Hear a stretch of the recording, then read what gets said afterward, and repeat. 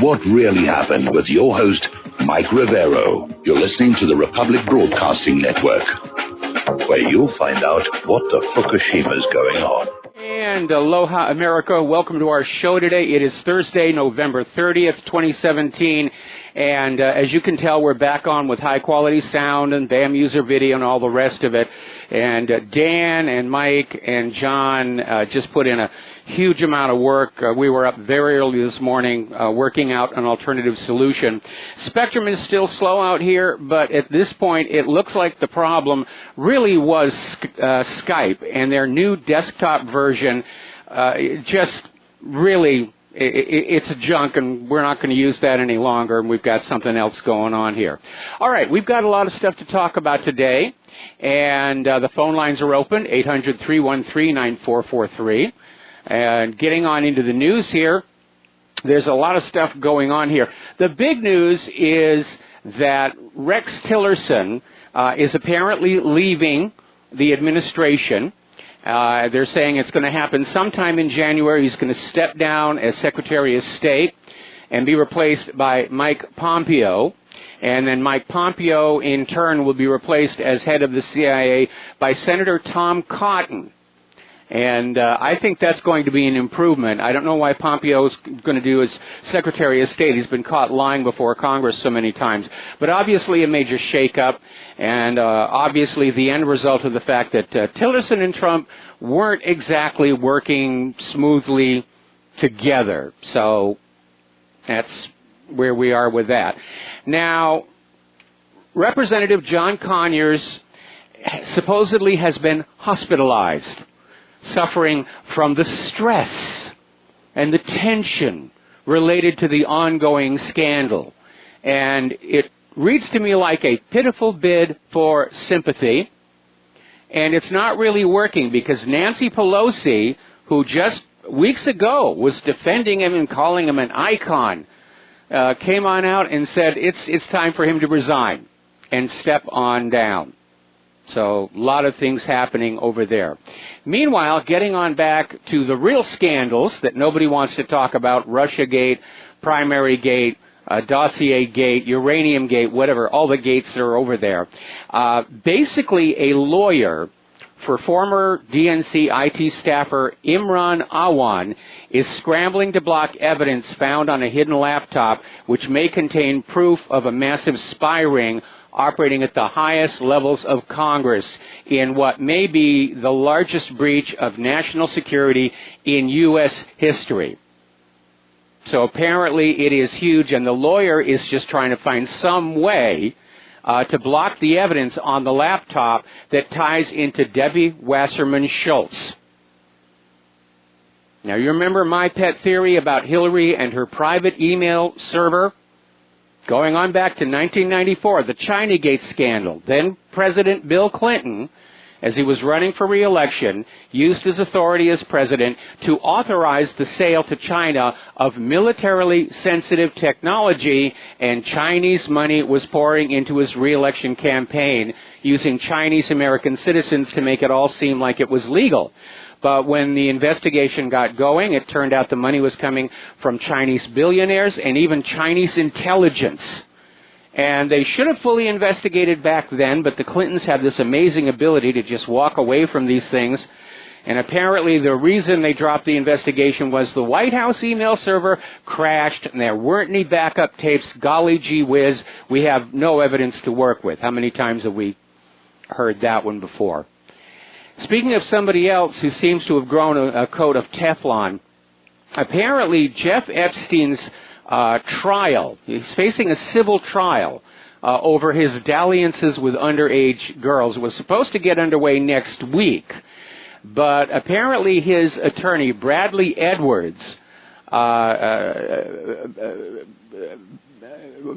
Bradley Edwards is the lawyer for the civil lawsuit. It's been dragging on for 8 years. And basically, Palm Beach County Circuit Judge Donald Hefele agreed to delay the trial until March. So they're putting that off because that's yet another scandal. Remember all the talk coming out about how there's a former member of the White House staff is getting ready to blow the whistle on all the times Bill and Hillary flew that Lolita Express down to Epstein's little pleasure palace down in the Caribbean. A lot of blackmail going on back and forth. That may be the only thing still holding the government together in a cohesive form is all the mutual blackmail. Now, Clinton accusers Juanita Broaddrick and Kathleen Willey stormed Al Franken's office demanding that he step down, that he resign over these multiple sexual harassment allegations against him. And again, we don't want to jump to conclusions. An allegation is not proof, but in Al Franken's case, there was that photo. And it does seem to have tripped off this firestorm, and it's making people in Congress look like real slime balls, people in the corporate media looking like real slime balls. And I think the American people are waking up to a new understanding of how the elites in our society really behave when they think nobody is looking. Now, we're going to do a quick shout-out to our on-air affiliates who are just rejoining the network. Apparently, Matt Lauer came on out with a statement saying that some of the accusations against him have been mischaracterized or exaggerated, but then he turned around and said, yeah, he actually did some of it. And now there's this NBC staffer, married NBC staffer, claiming that Matt Lauer abused her sexually in his office, claims he had a little button on his desk that would lock the door. And I don't know, is it the ego, the power, or is it the fact that 9 times out of 10 when people in these positions proposition a woman, they're going to get a positive result? And that intermittent reinforcement is going to keep them behaving that way. It's the same principle behind Las Vegas. You know you're going to lose, but every time you win, you get that thrill. That's the intermittent reinforcement of the conditioned behavior. So there's the psychiatric dimension to all of this. Now, Ann Curry is speaking out in the wake of Matt Lauer's ouster from NBC, saying women need to thrive without fear. Well, a black belt in martial arts is going to help. Pepper spray, if that doesn't work, get a gun. I remember back during the militant feminist movement of the 1990s, rather than empowering women, teaching them to take care of themselves, to fend off attackers, they turned them into a new victim class. Oh, they were all afraid there was a rape epidemic, which, by the way, there wasn't, but that was what everybody was selling with their books and conferences and the rest of it. So I don't have a problem with women living without fear. I think everybody should live without fear. But in this day and age, that means you know how to take care of yourself, because the perversity of the universe tends toward a maximum. The universe bites. Buy a helmet. Don't sit there and wait for somebody on TV or in a politician's office to say, we will protect you, because it never really happens. Look at the out-of-control cybercrime epidemic all over the country as an indication of just how poorly you are being protected. We'll have more about cybercrime a little bit later in the show. Now, let's get on down to Judge Roy Moore. He is still leading in the polls. His lead is growing. And it looks like the people of Alabama are basically understanding this smear campaign was exactly that. But his opponents are not giving up. And apparently the Associated Press ran a story that claimed Steve Bannon, Trump's ally and Breitbart News chairman, was distancing himself from the Roy Moore campaign in Alabama. And the AP piece came on out, where's Bannon? Moore booster absent in Alabama. And the story was distributed all over the AP wire service, and it ran all over the country. And it turned out everything was untrue. It was a complete fiction. And the Associated Press has now retracted the article. And I'm sure they're already busy coming up with something else they can put on out there and say, well, Moore tap dances barefoot on shag carpeting, and he passes wind in hall closets, and anything else they can think of. But at this point, the corporate media has shredded its own credibility. There's no question about that. This could even be a watershed moment which sees the beginning of the final decline of corporate media, because their inability to get Roy Moore destroyed with this smear campaign sends a clear message. The corporate media is no longer able to control what Americans are thinking, and that's what they're paid to do. And if they can't do that job anymore, their corporate masters are going to start putting away those checkbooks, and all those talking heads on the corporate media, they're going to have to start learning to live on a middle-class salary and maybe not be quite so frisky with the intern pool. So let's get on over to the war zones, as it were. China is getting ready to deploy their elite troops in Syria to fight alongside Assad's army. And this is coming from multiple reports in Middle East regional sources. China is sending elite military units to Syria to advise and assist the Syrian army in an attempt to root out the country's terrorist insurgency, especially Chinese Islamist foreign fighters who've shown up in increasing numbers. Apparently, the U.S. government is trying to drag in ISIS from the rest of the world anywhere they can to keep this thing going. Now, if this turns out to be true, this is the first time China has sent assistance to the Assad government. But there may be something else going on. The reality is ISIS is all but eradicated. They've lost all their strongholds. They've lost all the towns they were in control with. They're reduced down to these roving bands wandering around the Euphrates area and dodging bullets. So China may be, I say maybe, stepping in to help Syria prepare for a possible renewed U.S. effort to oust Bashar al-Assad. Because everybody understands that was always the U.S. agenda. In the early years of the Syria war, they admitted it. Yes, we have to get rid of the evil Assad. He's gassing his own people. He's keeping his library books way overdue. He's a horrible monster.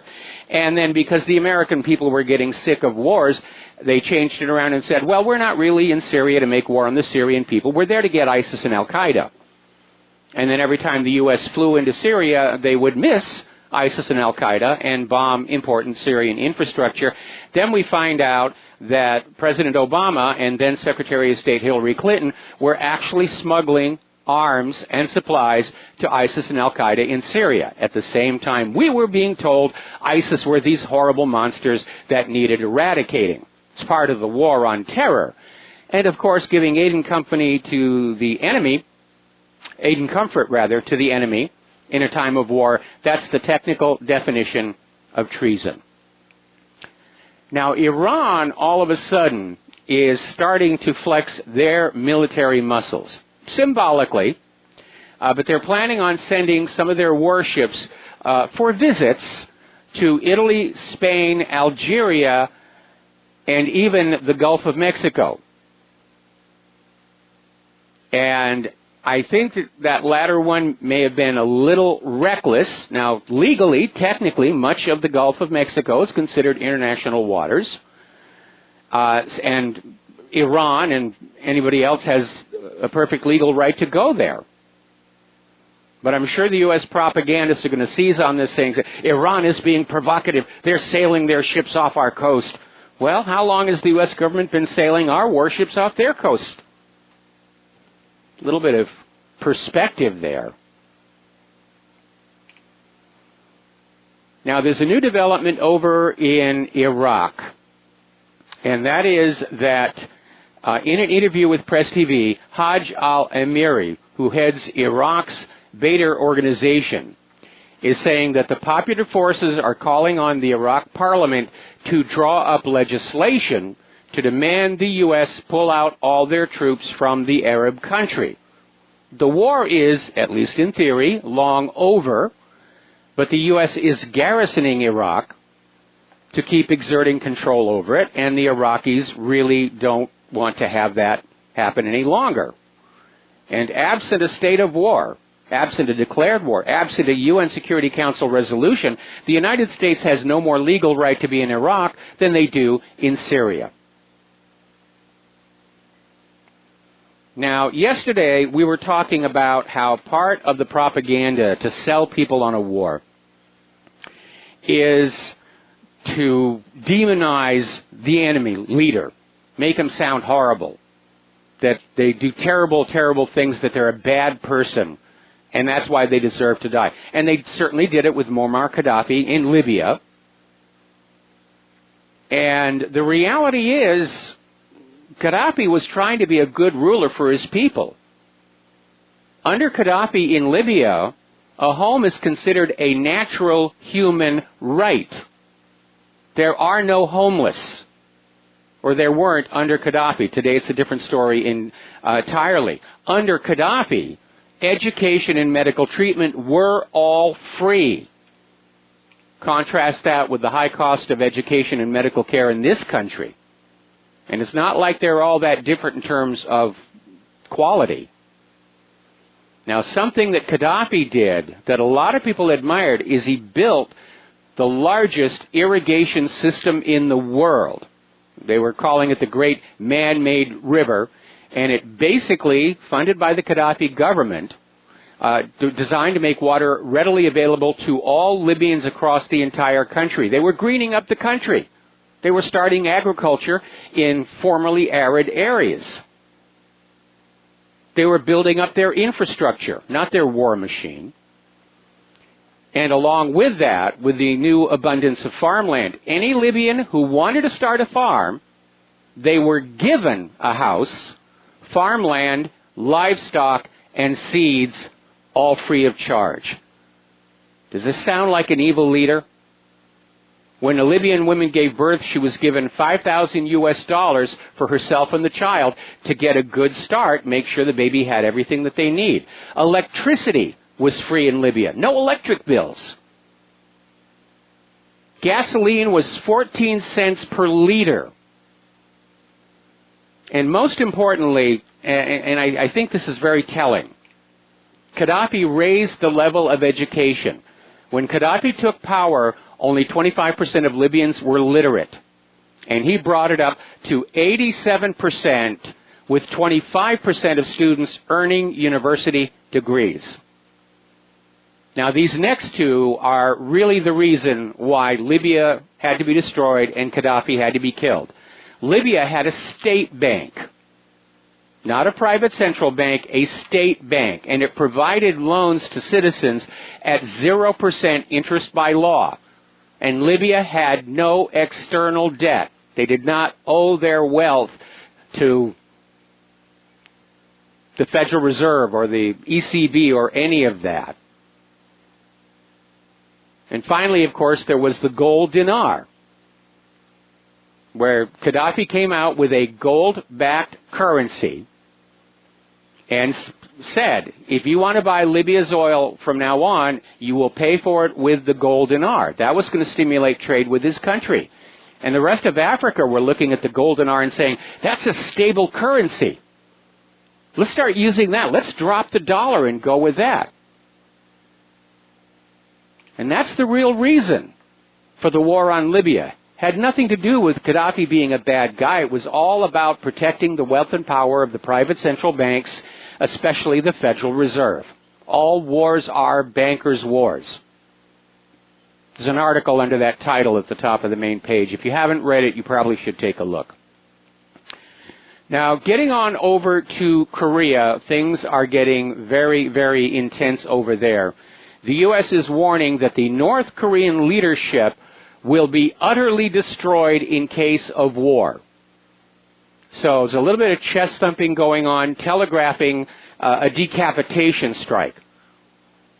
But I think North Korea has succeeded in becoming a credible nuclear power with a credible nuclear deterrent, and that changes the equation dramatically. We're going to take a break for commercials, and we'll be right back. Aloha, America. Welcome back to our show here. So we're talking about North Korea, and everybody's in a lather because North Korea tested a ballistic missile with a far greater range than any they have demonstrated before, and it is something that can hit the U.S. mainland. Now, at this point, the reality is that North Korea has probably dispersed all of the missiles that they've got. They've got lots and lots of tunnels. They've been digging through the mountains to house their conventional artillery. They could be used to hide missiles or warheads.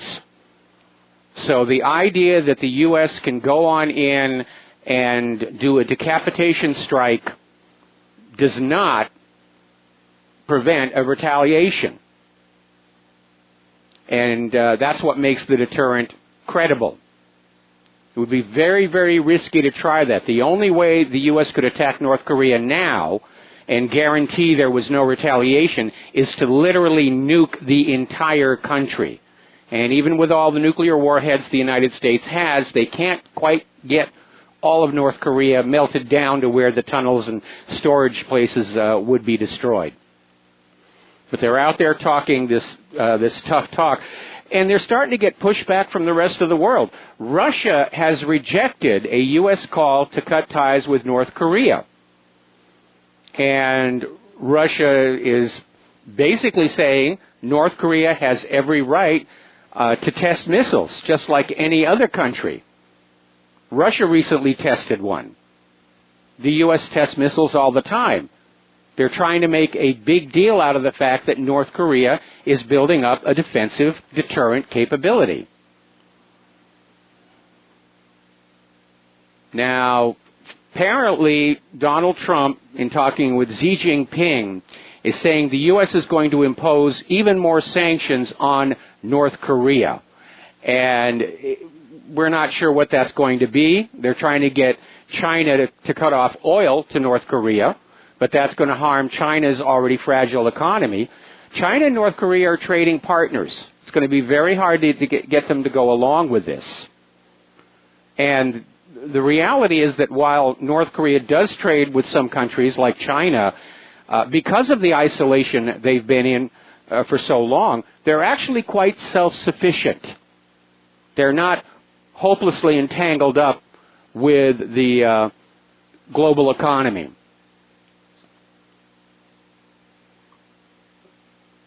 So, moving on down here, here's an interesting article, and I hope this guy's right. It's over in newsantiwar.com. And basically it's saying North Korea's nuclear power declaration could be a prelude to talks, meaning now that North Korea has established itself as a nuclear power with a nuclear deterrent, maybe now they're willing to talk because they'll be negotiating from a position of parity with the United States. And again, North Korea has as much right to a deterrent as any other nation. And looking over the last 16 years of wars, there is this clear pattern of pressuring or otherwise convincing nations to give up weapons of mass destruction, immediately followed by a U.S. invasion.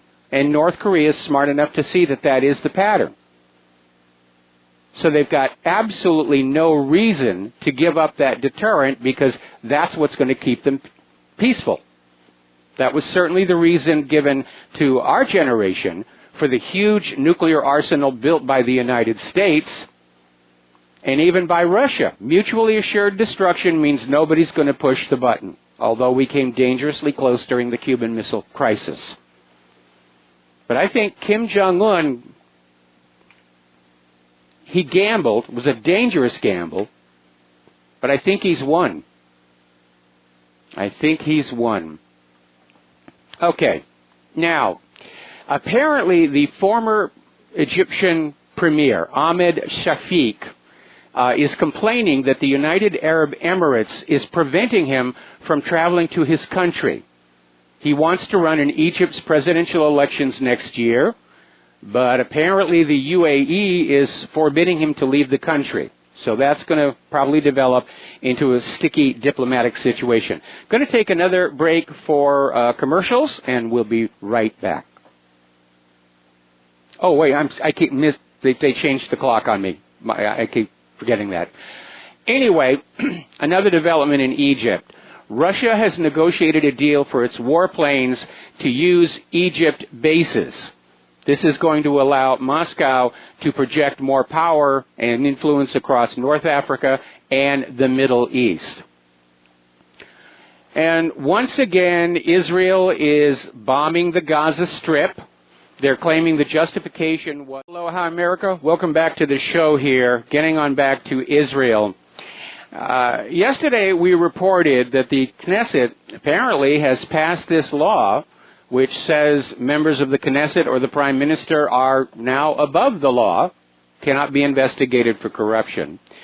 And apparently, they're now looking at a legal way to declare Jews-only communities.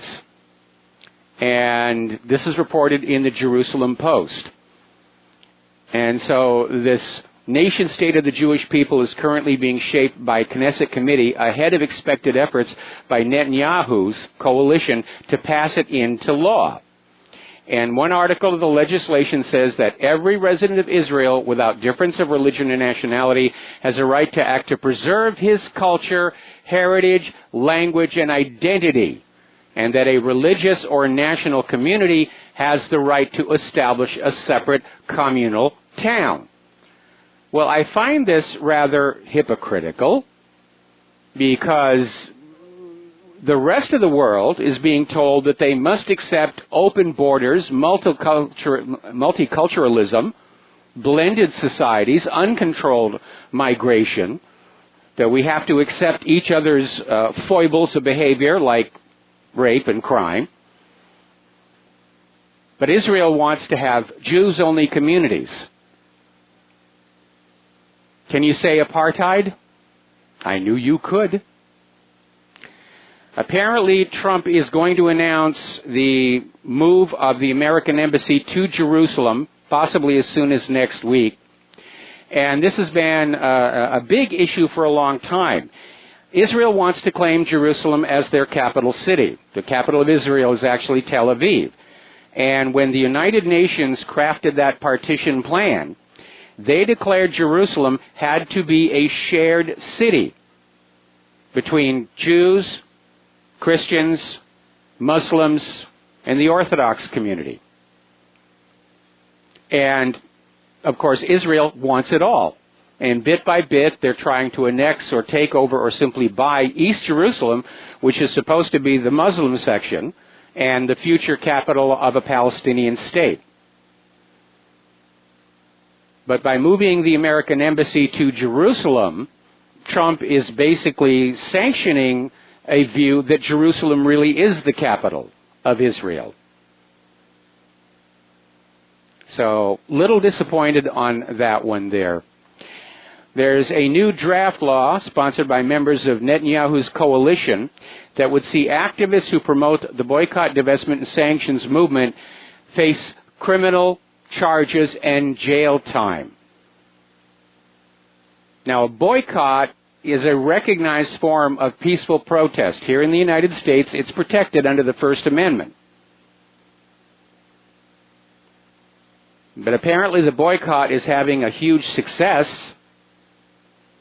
and that's why they want to criminalize it everywhere, including here in the United States of America. There have been efforts to try and bring pressure to bear on companies and individuals to not support the boycott and divestment sanctions movement, because Israel's missing all that money that is now going someplace else. But again, a boycott is an internationally recognized form of peaceful, nonviolent protest. Now, Israeli forces have forced Palestinian farmers off lands they were working on in the Jordan Valley area of the Tubas district in the northern occupied West Bank. This is coming from Palestinian media. And apparently the Israeli forces ordered a group of Palestinian farmers near the village of Sakhout to stop working and leave the lands immediately. Now, the Jordan Valley forms a third of the occupied West Bank, with 88% of its land already under full Israeli military control. 57% of the land in the valley has been declared closed military zones, where Israeli forces routinely train with live ammunition and explosive devices. And now they've decided to confiscate thousands of square meters of private Palestinian lands in the northern West Bank.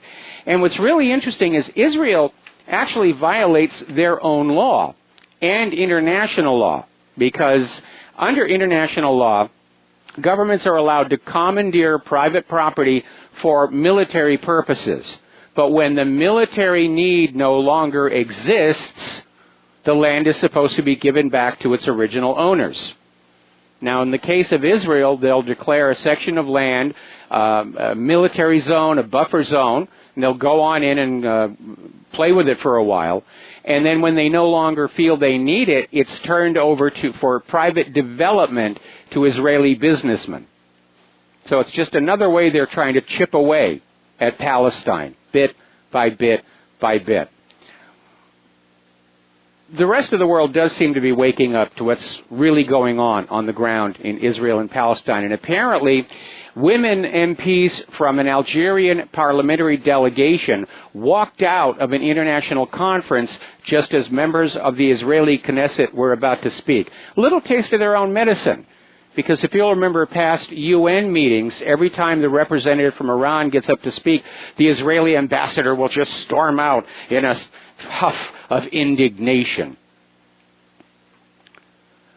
Now, the Saudis have intercepted another ballistic missile fired from Yemen, and this is in the southern city of Khamis Mushayit in the southern western province of Asir.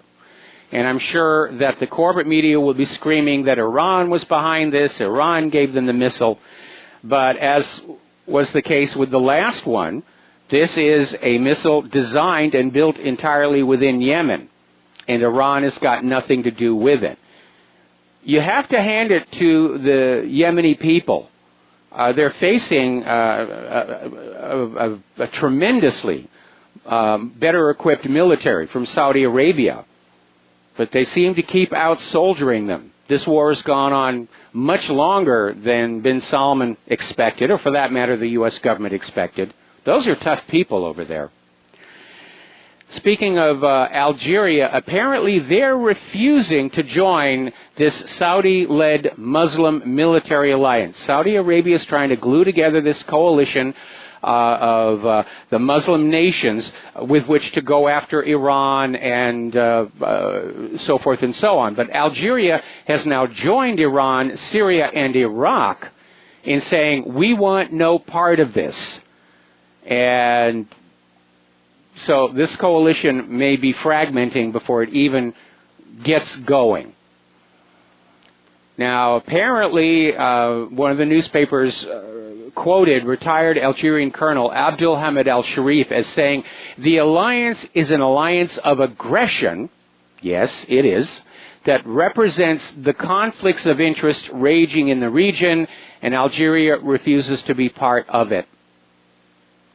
So there are some calm heads over there in the Middle East who understand it could be a flashpoint that really gets World War III going. There are so many of them, the Middle East, North Korea. Now, you remember a while back, one of the few things that Obama did that I agreed with is he started to normalize relations with Cuba. And I'm not just saying that because I was looking forward to Cuban rum and Cuban cigars. Basically, the reason that we had the Cuban Missile Crisis is that after Castro's revolution, Castro approached the United States about establishing normal relations and trade. And the American corporations said, the only way we'll establish trade with you is if you give us the same discounts that Batista was, which is what had impoverished the Cuban people, and Castro couldn't do that. So the U.S. basically declared the blockade, which went on way, way too long, just to prove that the U.S. government can carry a grudge. And that was what forced Castro to form an alliance with the Soviet Union. And knowing that we are on a path to a new global war, it made sense to me. Let's make friends with Cuba so that Russia doesn't have that foothold in our hemisphere. To me, that makes perfect sense. But apparently, ever since Trump won the election, they're out there trying to make stink face at Cuba and go back to the days of the blockade. And I think they're making a critical mistake here. And you remember a while ago, there were these claims coming from the U.S. that the Cubans were using a sonic weapon on our ambassadors, which nobody could actually prove, and Cuba is denying it. Well, the new spin is the Russians were in Cuba doing this. Russia gets the blame for everything. Car overheats, got to be Russia. Your mail gets lost, it was Russia. They're ripping off the mailboxes. It's raining today, oh, Russia's weather satellites. Everything bad that happens. Lost your car keys, Russia did it. Russia's done everything, except Russian dressing, which, as it turns out, is actually an American invention. So let us talk now about the economy. We're now in the Christmas shopping season, and they're trying to flog us as hard as possible to max out those credit cards and buy a bunch of stuff that probably in any other time of the year we'd look at and say, this is silly. And I saw one earlier today. Apparently it is the new generation of the pet rock, only this one comes with a stitched leather holster. $85, already sold out. And you have to wonder, what are people thinking in this day and age with this economy? In any event, consumer debt is already up $605 billion. It's estimated this holiday shopping season, if it goes the way the retailers are praying that it will be another $600 billion spent on Christmas. Now, we need to be very careful because we're getting a lot of reports that, yes, people are out there, they're shopping, they're buying like crazy. But every Christmas for the last 6, the Christmas season starts out with all of these announcements in the corporate media that, oh, people are swarming to the stores. They're buying stuff like crazy. You better hurry. You're going to miss the bargain. You're going to miss that opportunity. And then we get after Christmas, and the numbers really come on out, and we find out that, no, people weren't really doing all that much spending after all. It's just another way to get you to go down to that mall and whip out the plastic. That's all it is. Now, household debt is really getting out of control, and the reason is higher prices, higher rents, lower salaries and wages. People are actually having to use their credit cards to live on, and that is really a trap. And so we have this article out of Zero Hedge that even while the stock market continues to soar into the stratosphere, one record high after the next, and it's all an illusion. Apparently, household debt is so bad, it's forcing a lot of New Yorkers to rely on food pantries. This is an article in the New York Post. They're having to go to the food pantries to have enough to eat. This is not an economic recovery. This is an economy that is in stagnation. This is an economy that is trembling at the edge of collapse. And still, they're siphoning all the money out of the country to spend on more wars. And remember, in a war, the country that runs out of money first loses.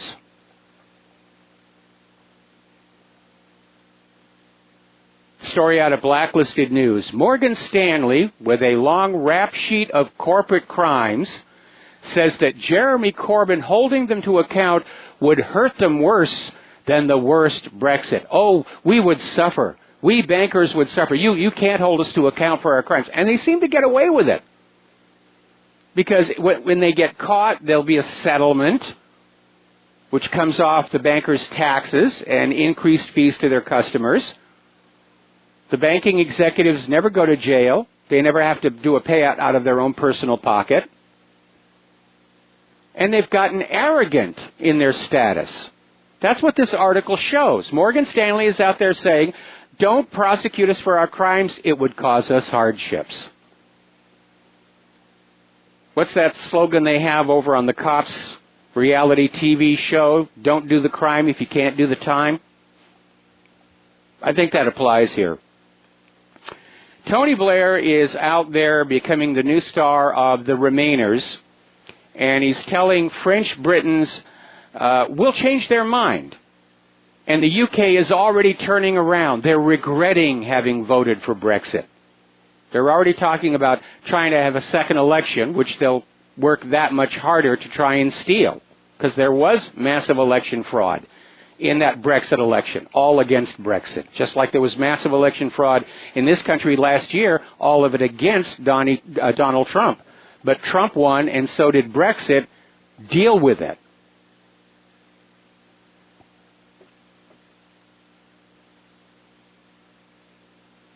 Now, apparently, private companies are getting ready to cash in as Homeland Security brings facial recognition to the U.S. borders.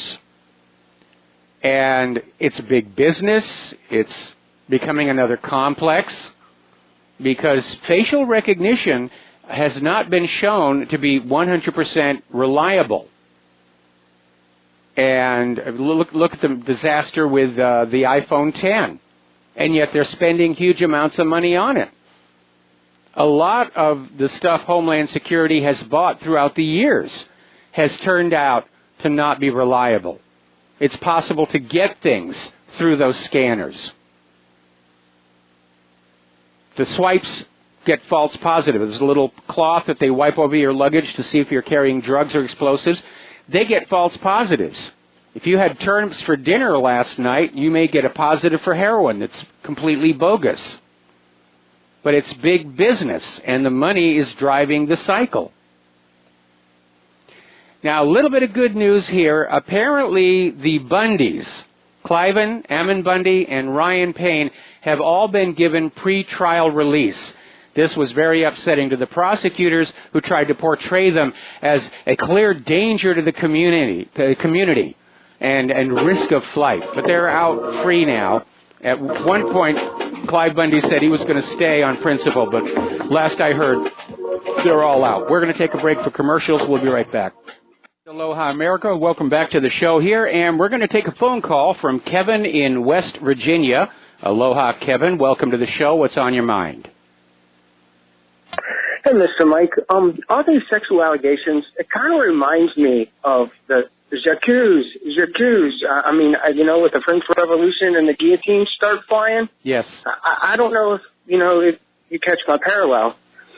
But, we had due process in this country. I mean, just accusing someone means you're guilty. I've seen nobody go to court, and I'm not trying to defend anyone, but I'm questioning the due process. I agree. I absolutely agree. Now, people like to call it the Napoleonic Code, but you're absolutely correct. This goes back even before the French Revolution, where the presumption was if you were accused, you were guilty, and the burden was on you to prove that you were innocent. And we're supposed to have an opposite system in this country. And that's why I've been saying we have to be very cautious with these allegations. Now, in the case of Matt Lauer, he's admitted that some of the things he's accused of actually did happen.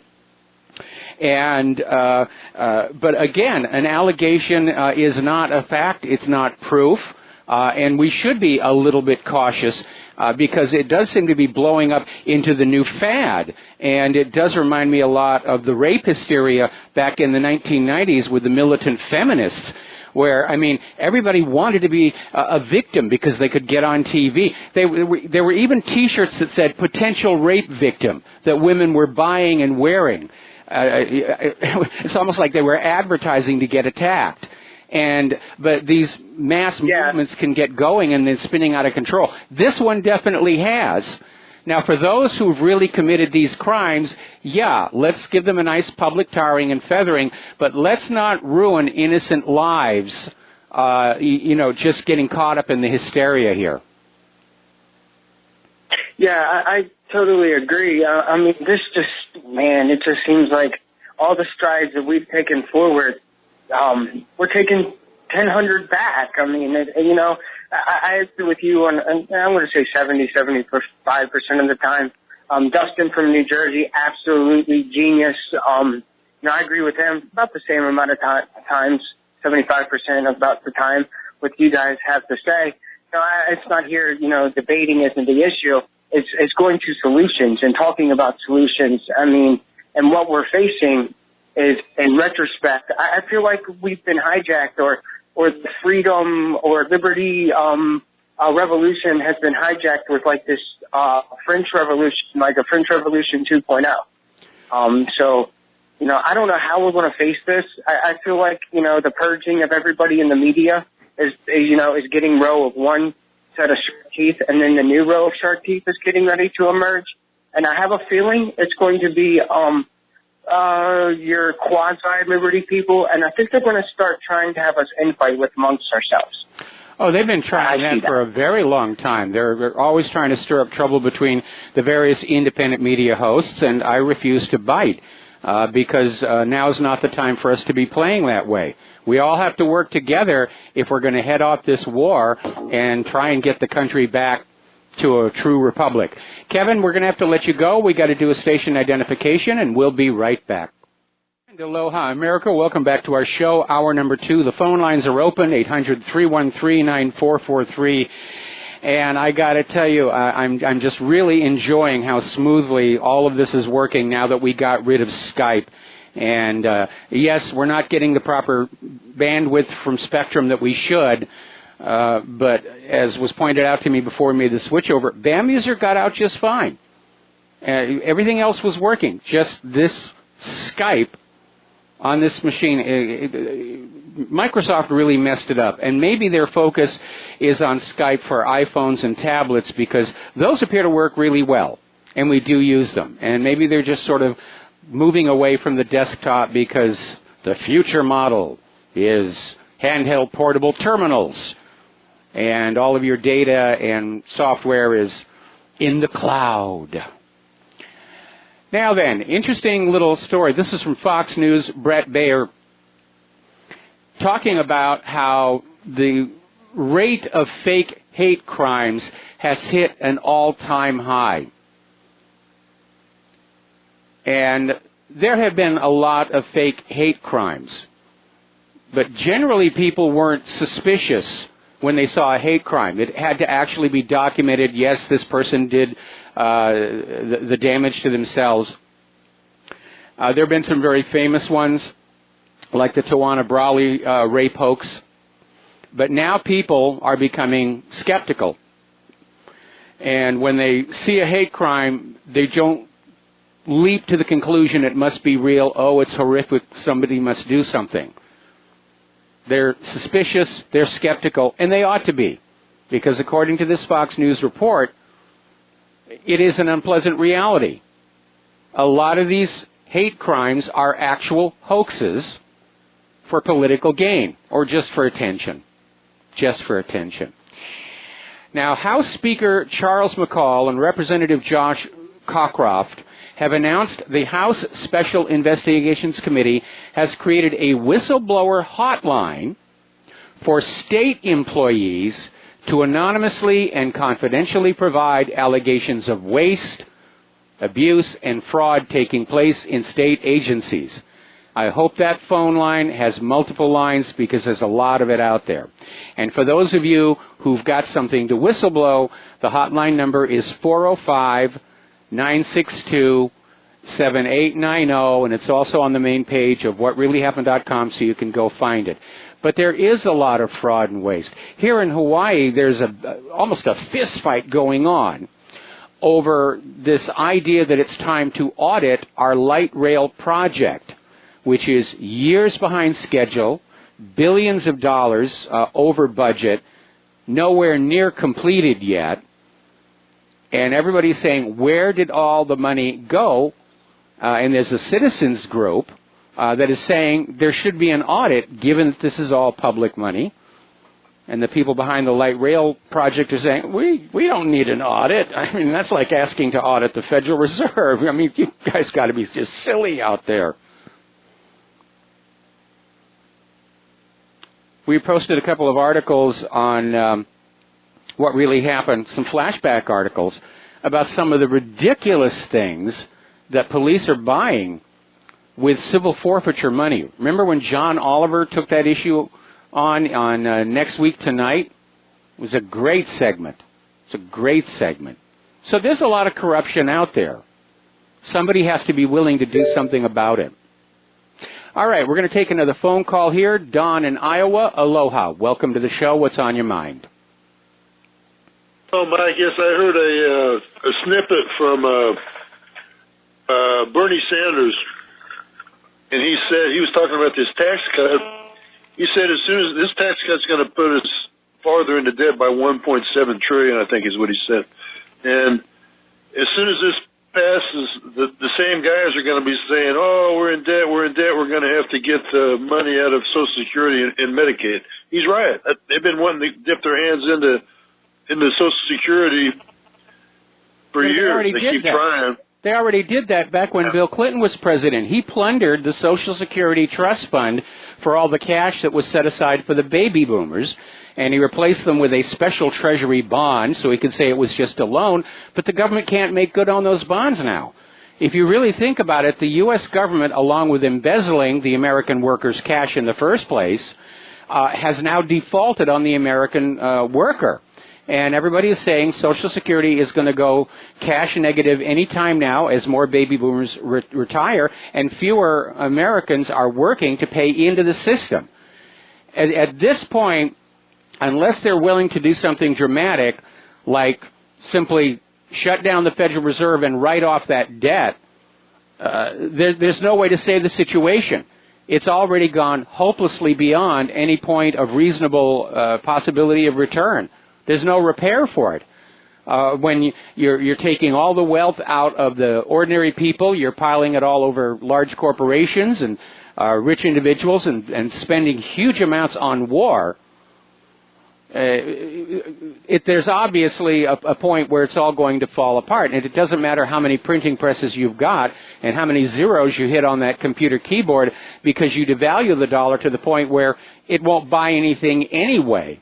Look what happened in Zimbabwe. People were walking around with paper notes that said $100 trillion, and they were worth about 12 cents American, and now you can buy them on eBay as curiosity. Right, people are buying Bitcoin too, including Zimbabweans. They say they're buying Bitcoin because a lot of Africans, because they can't. It's not as bad as their money. But anyway, as far as Bernie, he should be president right now. Bernie Sanders. I agree. One thing Hillary I have to be very. Sorry to cut you off here, but I have to be very honest. If Bernie had won the Democratic primary, I probably would have supported him, if for no other reason than Trump was an amateur and naive coming into Washington, D.C. politics. But Hillary stole the primary from him, tried to steal the presidency from Trump, and failed. And basically, we have not seen any significant change in the economic or military policies of this country. Bernie would have beat Trump. I think he might have.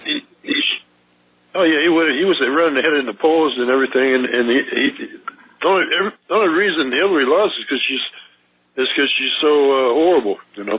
Well, he should be the president. When it was obvious that Hillary had stolen the primary, stolen the nomination, it alienated a lot of Democratic voters, and they crossed over and voted for Trump. Yeah, I did. I'm now a Republican. But if Bernie runs again in 2 years, I'm probably going to vote for him. It looks like he's going to run again. Yeah, but he may be running against Hillary again, and that means another stolen primary. I don't think Hillary's going to keep at it. She wants to keep her face in there. Unless she gets convicted of a felony, which would bar her from holding office, the way she's acting right now, going out on the book tours, keeping herself in the public eye, she's not acting like somebody who's really retiring from public life. She's acting like somebody who's already starting to think about 2020. Right, well, she's thinking about it, but I think it's not going to work for her. But we'll see what happens. I'll let you go, Mike. Thanks. All right, thanks an awful lot. I mean, I certainly hope that you're right. I certainly hope that you're right and Hillary doesn't run, but my gut is telling me that, barring conviction for a felony or an asteroid falling on her, that, she's going to be a factor in the 2020 elections. We're going to do a shout-out now to our on-air affiliates who are just now rejoining the network. The phone lines are open, 800-313-9443.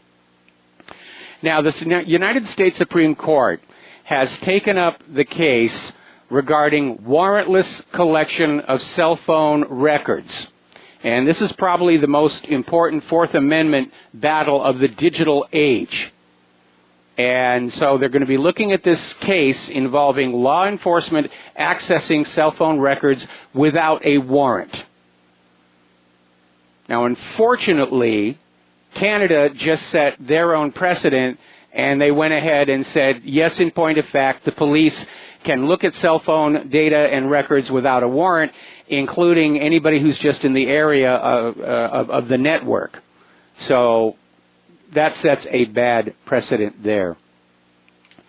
Let's see. I'm getting, okay, been a quake up at Chesapeake Bay. I have a lot of information just coming on in here.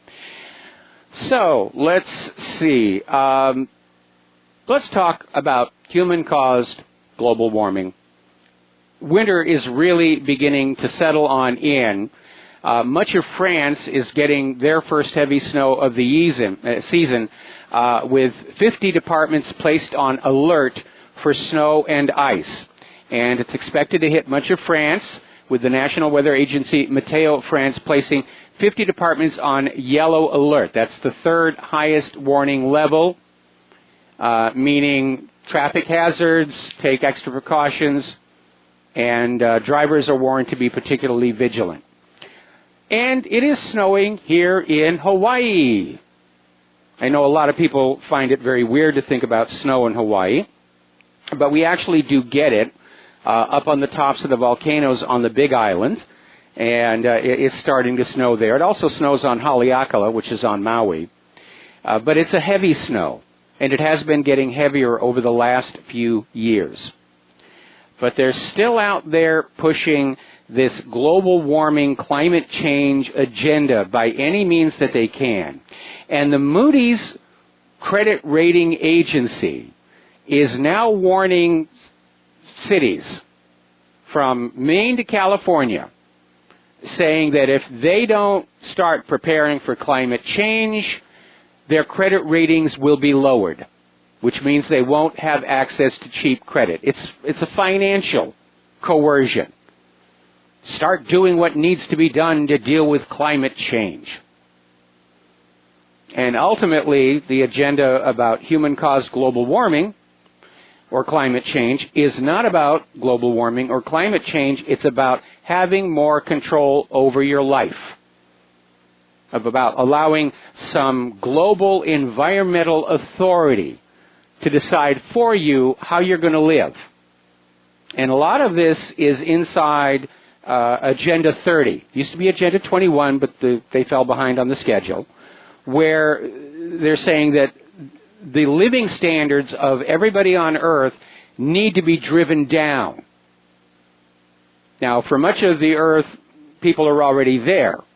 So this policy is directed at those industrialized modern nations where the people have worked to build a culture, a civilization, an economy, and enjoy the fruits thereof. And now the global warming people want to come on in and say, well, we don't think you should have the benefits of the life that you've built. We think you ought to go back to living in little tiny shacks and cooking your food over flaming cow poo or something like that. Because resources on Earth are finite, they always have been, and the money junkies want more. And that means you must have less. And that's been the message we get from the money junkies all along. You must make do with less so we can have more. That's the way they think. We're going to take another phone call from Dustin in New Jersey. Aloha, Dustin. Welcome to the show. What's on your mind? Yeah, hi. Mike, I got to talk about this whole Dow at 24,000 going to 30,000. We got the growth is amazing. We got 3.3% growth. Where are you getting these numbers from? Because, like, do you notice since Trump's been in, he didn't do anything with the economy. You know, like, all of a sudden they got all this growth, but yeah, you watched Tucker Carlson last night with that gentleman who has that book out with all the homeless camps popping up all over the country, and I'm like, what are these people talking about? You know, like the growth. There's no growth. There is none. It's a fraud. Well, it depends on how you define growth, because under private central banking, when they say the economy is growing, it means the total aggregate debt is increasing, which of course will generate more in interest revenue for the bankers. But they use the word growth to make it sound like it's a positive thing, but it isn't, not really. And as far as some of these other indicators for the economy that we're getting from Wall Street and Washington, D.C., we already know that a lot of them are just made up. We know that our real unemployment is not 4%. We have almost 100 million American citizens willing and able to work who have not been able to find a job for months and in some cases years. And so our real unemployment rate is hovering around 30%, which is even worse than the Depression of the 1930s. So as far as the rates of inflation, we already know that they do not include fuel and food in that calculation, these being the two areas where inflationary pressures start to show up first. So it's all just being made up to reassure us, to get us to sit still and not get angry with the government, not get angry with the bankers, get on out to those shopping malls and max out the plastic, because good times are ahead and you'll be able to pay back those credit card bills in just a few months of 2018. This the Roaring '20s sentiment again, you know, like happy days, you know, like the whole Roaring '20s, and all of a sudden, kaplooey. You know, those people who made their money, the ones who propped up the stock market, you know, the corporations, and then all the regular people who got like 401ks are all going to get crushed, you know, like, and their lives are going to be miserable, yes, you know, and then you'll have more crime, and, you know, it's like a revolve. It's just like a circle, vicious circle. It's just amazing. Sean Hannity was pushing, you know, about the tax plan and all that. Whoever writes the tax plan benefits from the tax plan. The average American is not writing the tax plan. Goldman Sachs is, so they'll benefit. You won't, you know, because I talked about this before, you know, dropping the corporate tax rate's not going to build up anything here. I mean, no. This is a resell of the trickle-down theory, that if we let the rich have more money, that they will, out of the kindness of their heart, allow some of it to trickle down onto the rest of us. Well, don't trickle on me and tell me that it's rain. What they're basically talking about is a system where all of the food is at the table of the ultra-rich, and if they happen to drop a crumb, you should be grateful for it. But the reality is, and we had a discussion about this a while back, lowering corporate tax rates is not going to improve the economy in this country, because of the decline of manufacturing, the closing of our factories, Common Core education, and the crumbling infrastructure. There really isn't much for a corporation to work with here to start a new business. They're going to take that money, they're going to go put it into businesses in foreign countries. Yeah, Mike, I looked at how much Germany, you get $26 an hour working on, you know, manufacturing cars. And over here it's like 23 or something like that. And in Mexico it's $3, and in China it's $5.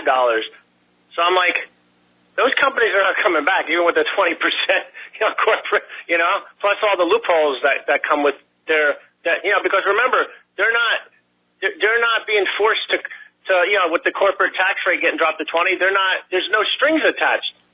They don't have to do anything. You know, like, I don't understand, like, how anybody can want this tax plan. You know, you said it yourself, the money junkies want it. The rich are definitely going to get richer. And they've already backed off this claim that the middle class will see a tax cut. And they're admitting, yeah, taxes are going to increase on the middle class, driving the middle class down to the lower class. And that is by design. Because anytime you have a tyrannical government, they don't like a middle class, because the middle class is where opposition to oligarchy will arise. And the French did it before the revolution. The Soviet Union literally designed an entire social system that designed out a middle class right from the very, very beginning.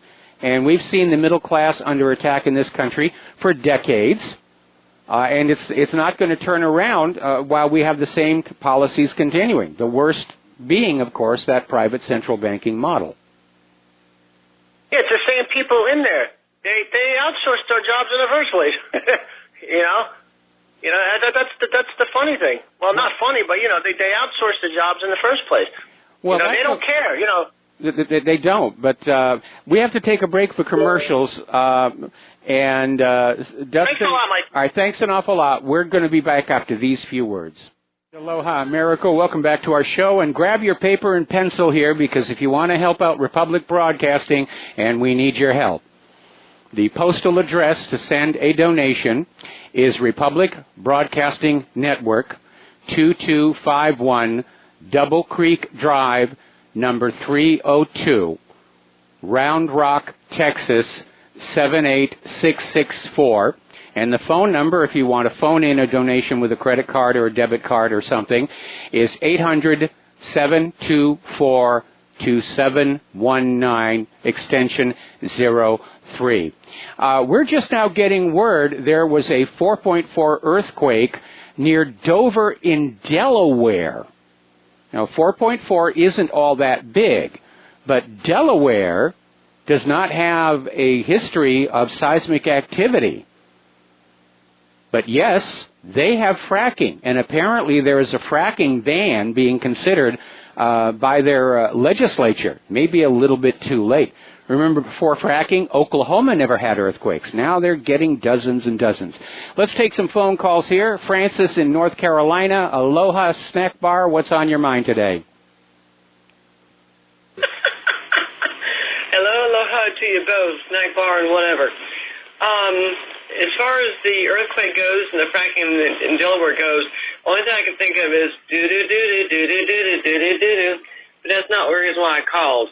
Okay. In light of the scenario with Matt Lauer and the whole sexual innuendo and who knows what have you and ad nauseum, it dawned on me that didn't he about 2016 or 2015 have the little chat interview with Hillary Clinton about, and then it kind of went off the cuff, as it were, during his little question and answer chat or whatever with her, for that matter, a year or so ago. And I think where I'm hitting at is that if you have a simple acquaintance type of chat, question, answer, chat, or whatever, then chances are, with the Clintons, chances are the most you're probably going to end up suffering with is charges of sexual harassment and having women come out or men coming out the wazoo, out of the woodwork, making accusations of or whatever allegations of, oh, they did this, they did that, and whatever have you. However, if you blow the whistle and they're really a lot closer and blow the whistle, then you end up saying, oh, well, I just signed my death certificate. Well, in this case, I think the timing rules out revenge, and generally the Clintons don't waste a lot of time getting revenge on people. They want to shut down what they see is an immediate threat. But in this case, as I said, Matt Lauer had a press conference, and he came out and said some of the allegations against him were exaggerated or mischaracterized, but he admitted that some of this stuff really did happen. So I don't think it's as engineered in the case of Matt Lauer as it was in the case of Roy Moore. But certainly a lot of people who are feeling wronged are seeing there's this public climate that is now open to people coming on out and making these allegations.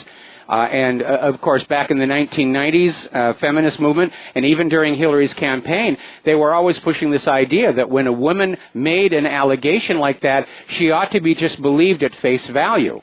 But we know that that is a very dangerous course of action because we know that there are people who will lie to get their names in the newspaper, to get revenge on somebody, to get rid of their competitors. And so we have to be very careful, case by case by case. That's the lesson of what happened with Judge Roy Moore, is the fact that it's turned out to be pretty much all a fantasy. And it looks like the voters of Alabama didn't buy into any of it anyway.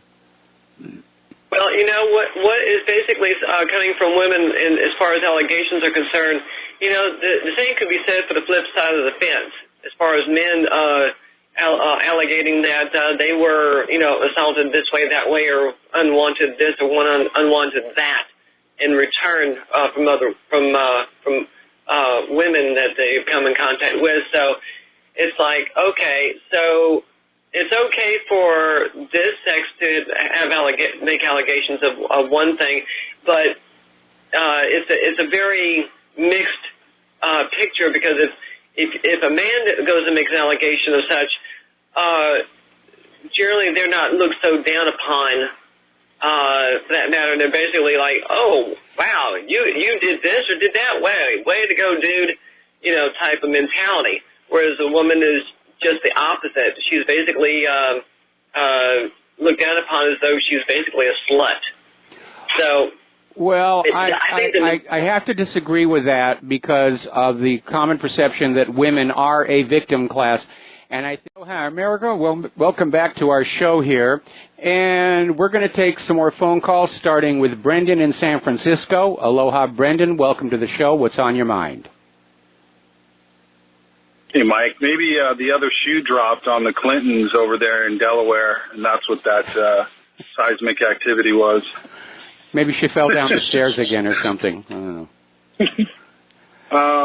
So, hey, first I just want to say you deserve a Medal of Honor for keeping the show on the air through all these trials and tribulations.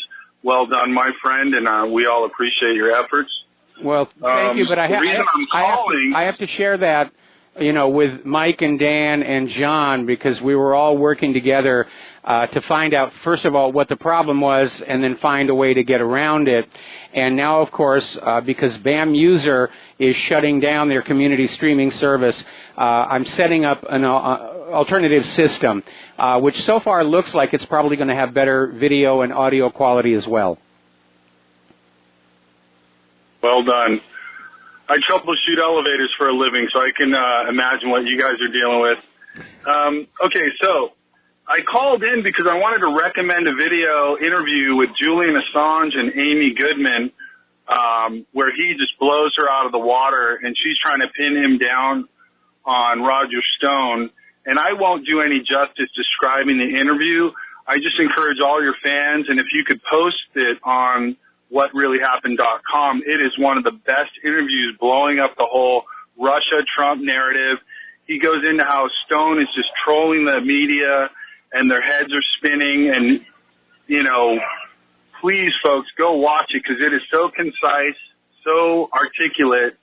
And Assange is typically considered a friend of democracy now, and he just flat out told Amy Goodman he is totally irritated with this line of questioning, and he makes her look like a complete fool. And I was a Amy Goodman Democracy Now! Fan for years, and now that I've, taken the red pill, I can see right through all their, editing Trump to say different things. And that was a wake-up for me when they edited a Trump clip saying that he was for, ban on immigration, and they cut it right there. That was a wake-up call for me.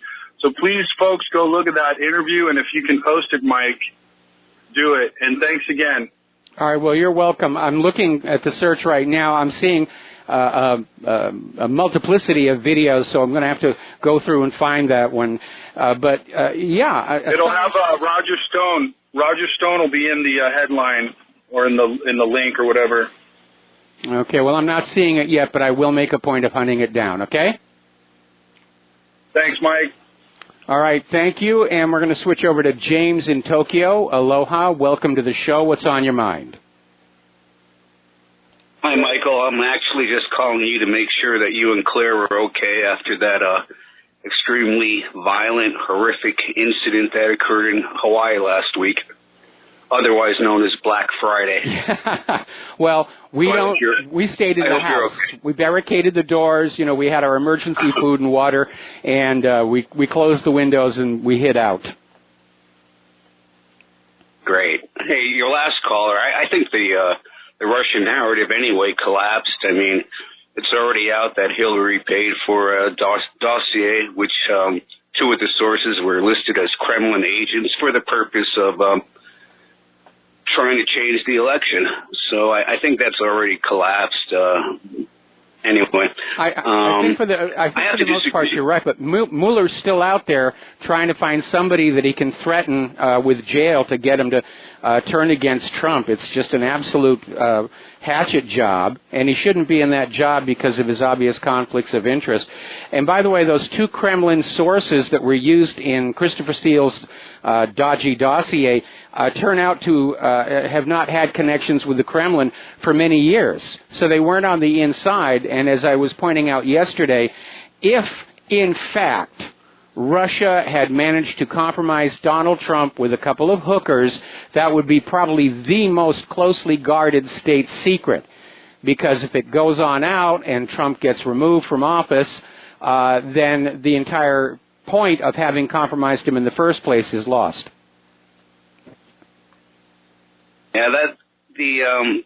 Yeah, Mueller is still involved, but they're obviously not going to find anything about Trump and Russia. I mean, they might get something on other people for lying or, forgetting to say something, but I think that's about as far as it's going to go. Unfortunately not, because what Mueller is going to do is tell these people, I'm going to put you away in jail unless you testify under oath that you saw Trump and Putin swapping wet, sloppy kisses or something. And probably faced with a 20-year jail sentence, people would get up there and lie if it means a get-out-of-jail-free card. Well, it's interesting. Let's see how it all works out. I have to disagree with Dustin in New Jersey. I might have to send him some extendivite. I'm all for the stock market going to the moon, Alice. I've been in Japan for 27 years, so I never paid into American Social Security, and I've never paid into the Social Security system here, as you have to pay in for 25 years before you get anything, and I never thought I would be here this long. So I have a lot of money invested in American stock market, especially some REITs. I know that you don't like the private prisons, and so when the corporate tax rate does go down, they have to pay out more money to the investors. So for me, it worked out, and I got some real estate. So people have to make their own way. So I'm all for it going up as much as it can, and it personally helps me and my family. Well, also, the internet. Let me insert a comment here. If the underlying value of the stocks was going up at the same time, that would be a good thing. But when the plunge protection team is using market manipulation to drive the prices and indices higher to use as a propaganda tool, then you create a situation of an overvalued market. And if it gets overvalued too much, then any correction that happens is literally going to crash right down into the basement. That's what happened in 1929.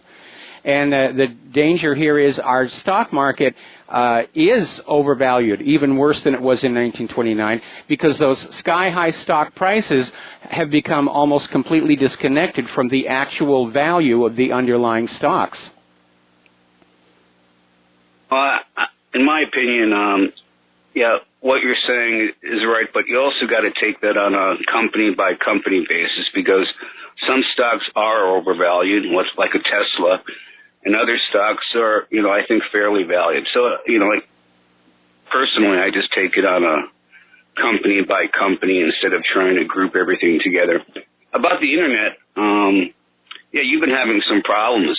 It's been hard hearing you for the past few days. You said you got some new equipment. I hope it's good. But as far as the Internet, I've also, in my building, have a Internet service that's supposed to give 300 speed for the Internet, but I'm only getting about 95. And so I wanted to upgrade to this new fiber optic they have here, which gives like 1,000 MPS. And but they couldn't do it in my building because they said my building is old and the wiring is not suitable for it. So maybe it's possibly be your wiring. I have 1,000 at my beach house, and I'm getting like 350 up there, but yeah, here I'm only getting 95. So maybe it might just be like the wiring, not exactly the service.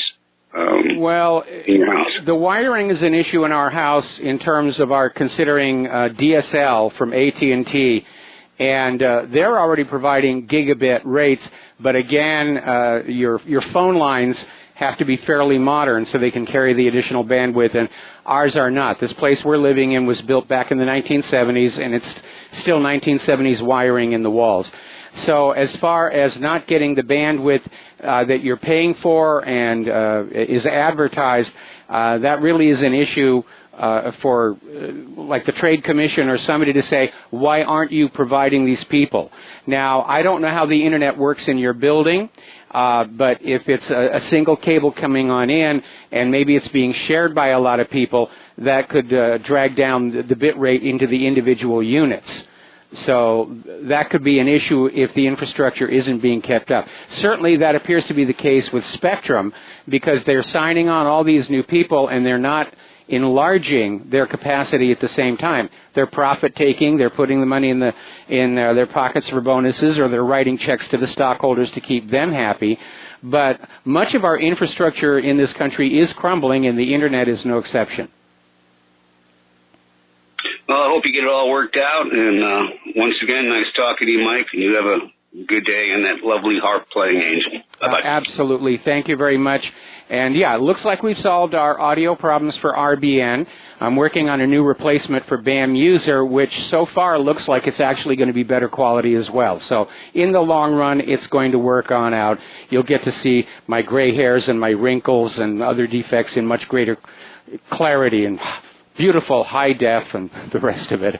All right, let's take another phone call. Curtis in Nevada, aloha. Welcome to the show. What's on your mind? Mike, Mike, I'd like to continue on this, the issue of the women's harassment thing that seems to have sprung up here. I think we all know, anybody who's paying attention, that this is all part of a long-term agenda to divide and break down American society. We saw them do it with the races. They were successful, with the black incidences with police. And now I think that this is part of it, that they can make it into a gender situation, which would make it a lot more serious. Well, the problem is some of the allegations coming on out involve homosexuals who are approaching other men. And I think it's only a matter of time before somebody comes on out saying that a woman was the aggressor and made inappropriate demands of a male subordinate. And again, going back to my time in Hollywood, this stuff was going on all the time. In fact, there were 2 occasions when I was working on films, I got hit on by gay stars. Now, at the time, I was single, and we didn't have this climate of, oh, my goodness, it's inappropriate. Actually, in a way, I was kind of flattered that they thought I was that cute, but of course I declined because I'm basically 100% heterosexual. What? Who was she? No, I got hit on by 2 male gay stars, and no, I'm not giving out their names because they're good actors. Oh, you mean like Liberace? No, that's a joke. Anyway, going back to, the thing is that they seem to be trying to eliminate right now the assertive male, like the O'Reillys, and they want to keep the Wolf Blitzers in, and pretty much that's what we see now. Compare that to back in the 60s when you had Huntley and Brinkley, and now look at the transition. It's just, it's clearly, an agenda that. And the thing I am not so sure. I think they went after Roy Moore, and they got all these women to come forward, and I think basically it backflashed on them. Because now it's come back to hit Conyers and Al Franken, and I don't think that part of it was intended at all. And it's now reached the point where Pelosi has done a 180 on Conyers, says it's time for him to step down. It's a classic case of hoisting with your own petard. They've started something that they cannot control, and it's coming back to hurt them. Maybe it's the other side that's doing it, Mike, trying to eliminate. If you want to get rid of Judge Roy Moore, we're going to get rid of one of your guys too. You know, maybe this is a war that we don't know about. I think it could be, but again, the problem with this war is it's a Pyrrhic victory because it's making everybody look bad in the eyes of the voters. Right, but, you know, my message, the one thing I really want to bring out to people in this country is that in every conquered tribe in history, from a tribe to an empire, the men have always been responsible for their demise. No matter what happens, no matter what they try to do, if we try to accommodate, you know, the women by allowing them to take over, and if we get conquered, who's going to be blamed? It's going to be the men. See what I mean? This is true from a marriage to a tribe to a nation to an empire. The men will always be blamed. You know, that's one thing that, and 80% of the world, or 3/4 of the world, they're not playing this women's thing, empowerment movement. Well, it's a false movement. I hate to play opposing advocate here, but that early model of dominant male and stay-at-home female came out of evolutionary survival because a man's contribution to offspring is measured in minutes, and the woman's is measured in 9 months. And so those hominids who protected the women, kept them safe and secure, allowed the men to go on out and do the work that risked life and limb, they tended to have larger and larger populations as opposed to any other model. So that's the roots of that whole image. That being said, I think there's a lot of areas where men and women are equal in terms of intellect, but men and women are also fundamentally different in their psychology. Doesn't mean one is superior and one is inferior. So, again, you have to take it on a case-by-case basis. The problem gets to be when women are being pushed through political processes into areas where they might not even be interested. And again, going back to the 1990s, there was this feminist movement that said, women can have a career. You should go on out and have a career. And the message was that women should want the career. And that any women who wanted to stay at home and be a housewife and a mother and just take care of the kids during the day was somehow culturally inferior. And a lot of women got shamed into joining the workforce, and then that led to bills for daycare and everything else, plus higher tax rates, and they found themselves trapped. They couldn't go back to the old model. Well, Mike, what I meant by it's being false is that when you're someone, it tells you that you're equal to this other person, period, and go out there and do it. But the reality is that you're not really, but you think you are. And then the people that you're supposed to be equal to, they're playing along. I mean, if you're a woman and you go into a man's arena and throw your hat in the ring and say, I'm empowered and equal, and I'm going to get in your face, the men are going to comply because of a false doctrine. There are a lot of women that are, empowered legitimately, but most of them are not really. But they're totally so they go out and they... Okay, Curtis, I'm going to have to cut you off. We've got to take a break for commercials, but I think you're making too sweeping a generalization here. We'll be back with more phone calls. And aloha, America. Welcome back to the show here. We're going to go right back to the telephones. Sherry in Fredericksburg. Aloha, Sherry. Welcome back to the show. What's on your mind? Oh, thank you. Thank you, Mike. I had another rape thing. I have to stand with Francis there in West Virginia because today it's different than it used to be. Now, like today, the political rivals always get, and whistleblowers always get accused of being, they try to do it to Trump, and they're still trying, even though nothing's been stuck, he hasn't done these things. People have witnessed other than the stuff that was reported. So, but it's very popular also today I think. Kudos always go to the victims. They're always glorifying victims. It's like, their red badge of courage and all this stuff. It wasn't like that back in the 80s and 90s. And after I divorced, the administrator of a hospital came to me and said, "You'd make a good clinical social worker. Work for us until we can find an accredited one, and you can work under a social work consultant." I worked 3 years going to rape crisis counsel intervention classes and doing all kinds of stuff. I learned a ton of stuff. But here is how it was back then in the 80s, late 80s, early 90s. There was a governor that was dismissed, you may remember. He was a Texas governor because he said rape is an assault with a friendly weapon, ha, ha, ha. And no one voted for him. I don't know if you remember that. This is the attitude back then. A line from a movie. I'm trying to remember what the movie was. Well, he used it. This guy used it. Well, he was a governor. Yeah, but there's more. Coaches. I've been watching my son in the 8th grade play with his friend Jimmy. Jimmy broke his arm. The coach is out there saying, "Quit whining. You sound like a girl. You're just a weak-old girl." And I jumped all over that coach. Jimmy had broken his arm. My son's friend had broken his arm, and he was saying, "Get out there and quit acting like a girl," And one other thing I've learned, my friend, 2 other friends of mine have learned, and that no is only as good as the guy you say it to. That is how I've always seen it.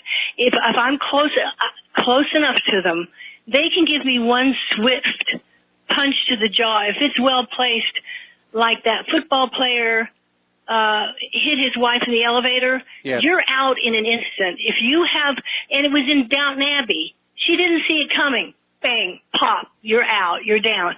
No is only as good as that guy.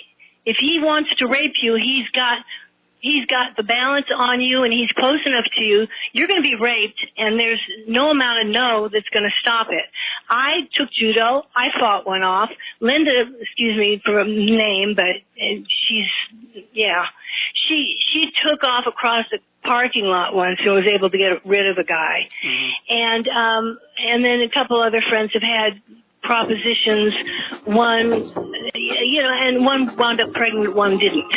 Okay, so, Sherry, I have to let you go. That's my story. I have to let you go. Station identification, but I'm going to respond to you after we come back. And aloha, America. Welcome back to our show, hour number 3. The phone lines are open, 800-313-9443. And before we go back to the phones here, I want to respond to Sherry. Women, I think, should not be victims. And they should take responsibility for their own defense against aggression, whether it's a rapist, a robber, abusive spouse.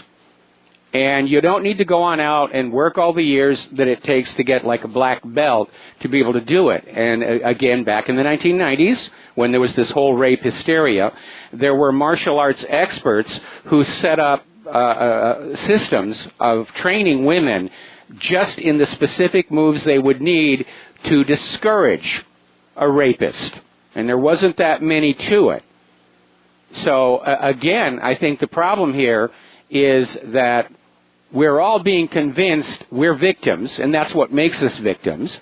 Victimhood is made to look attractive in order to make us more dependent on the government and the police authority to take care of us, even though they don't actually do that most of the times.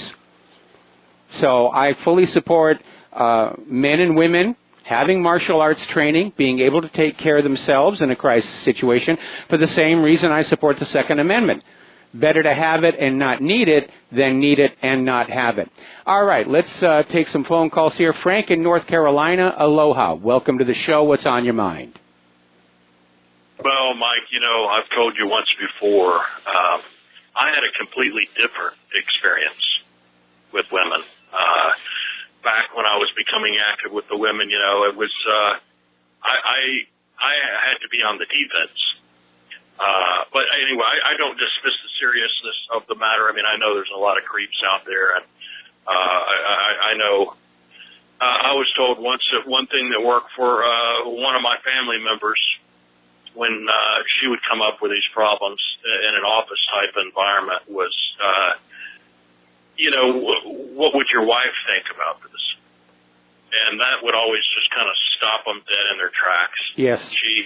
She was an executive secretary for many years. So if you're an adult and you're confident and you're sure of yourself, there are ways to fend off most of these things. And I mean, I've been sexually harassed as a man by women and at work, and I just blew it off. Mm-hmm. I'm like, whatever. They get a thrill out of it, a giggle out of it, and I'm like, have your cheap thrill, whatever. But that's not why I called. I wanted to put out there that the guys involved with the book are racing the Liberty. Yes. Apparently, they're putting an ad, a full-page ad, in the book section of the New York Times. Yes. This coming Sunday, December December the 3rd? Yes. Or 4th, whatever it is. But anyway, I find that interesting. If anybody reads the New York Times or knows anybody that does, you might want to bring attention to that. Well, they're going to be our guest on the show next Wednesday. Okay. All right. That's all I have. All right. Thanks an awful lot. We're going to let you go here. And let's get Bob in North Carolina. Aloha. Welcome to the show. What's on your mind? Dark here. Aloha, Mike. It's already dark here in the mountains of North Carolina in Eastern Time Zone because it's only 6 o'clock, but of course the control freaks got to mess with us all the time. But here's my point. And that's part of the thing, everyone. We're being played. We've been played for a long time. It is a psych operation on all of us. We need to stop doing that. We need to get back to education, talk about the Federal Election Commission. Mike, you're one of the few talk show hosts out there who pushes this, although I have to say I don't necessarily always care for your broadcast manner. But my point is the talk show hosts of this country have missed out and have educated many of the people that they surround themselves with and people who would listen, be your donators, in a sense, they're customers. It's been buy silver, it's been buy bullets, it's been buy weapons, and not invest in those stocks like Smith & Wesson or Zig Zauer or any of those. It has been missing out on the stock market rise of over 200%, and I think it's a shame, and I want to get back to educating people. We need to win. We need to make money. It doesn't matter. We can boycott. You can't get everybody on the same page. But I think we've missed out. Some people have missed out on a great opportunity. For instance, how much does it even cost to run a radio show or a radio station? I hear commercials all the time. Why didn't you guys invest? And are you in Bitcoin? And since you guys are on the forefront of information, why aren't you investing in the stock market and putting out information, or at least doing it yourself? And are you? We're investing our money in the equipment that it takes to run this radio show. I mean, just in the last month. Just in the last month alone, I've bought a new audio mixer, 2 new laptops, and a new desk telephone, and a bunch of other stuff as well. So that's where I'm investing. I can do it on YouTube. It still takes equipment to connect to YouTube. And here's the point. Not everybody is driven by the desire to just make a ton of money. My priorities in life are... But you're asking for money, Would you stop, please, cutting me off? Go ahead. Okay. You got 3 hours. I got 3 minutes. Go ahead. Okay, Bob. Not everybody is driven... I know. You're going to let me go. Mike? Okay, Bob, we're going to let you go here. My comment to that is not everybody is a money junkie. Not everybody sees getting richer as the end-all and be-all of their existence. Some people want to be fine artists or great musicians, like Claire. Some people want to push the forefronts of science. Some of us want to stop World War III. And so we don't have the time left over to get involved in looking at the stock markets and looking for the next opportunity. If we'd bought in at the bottom of Bitcoin and sold out now before the collapse, same thing with the stock market, we'd come out looking pretty good. But don't have the surplus cash for investment, and don't really have the interest is what it comes down to. Okay, let's go back to the phones here. Charlie in Los Angeles, aloha. Welcome to the show. What's on your mind? couple of things, Mike. First of all, the stock market is just a sophisticated hush money. Most of this money is invested from people that are over 55. Every 2 weeks, the money goes in from the 401k withholding, and you're only getting 0.5% at the bank, so it has nowhere to go but up. It's sophisticated hush money. When they have an agenda, and when they get to their agenda and they reach their goal, this market will disappear just like it did a number of other times.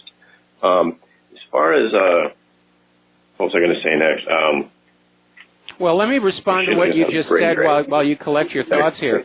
Part of the problem right now with these sky-high stock market numbers is what we're seeing is not genuine investment by ordinary people or even by financial institutions. We're seeing these high-frequency computerized trading systems trading back and forth, and that's what's driving up the price of the stocks. But as I said to that earlier caller, it's not dragging up the underlying value as well. Now, the way the stock market was supposed to work, it actually began with real livestock, where you would invest money in somebody's cattle or horses, and when they were sold off or harvested, you would get part of that return. And the idea is you were in there for the duration of the investment, usually a growing season.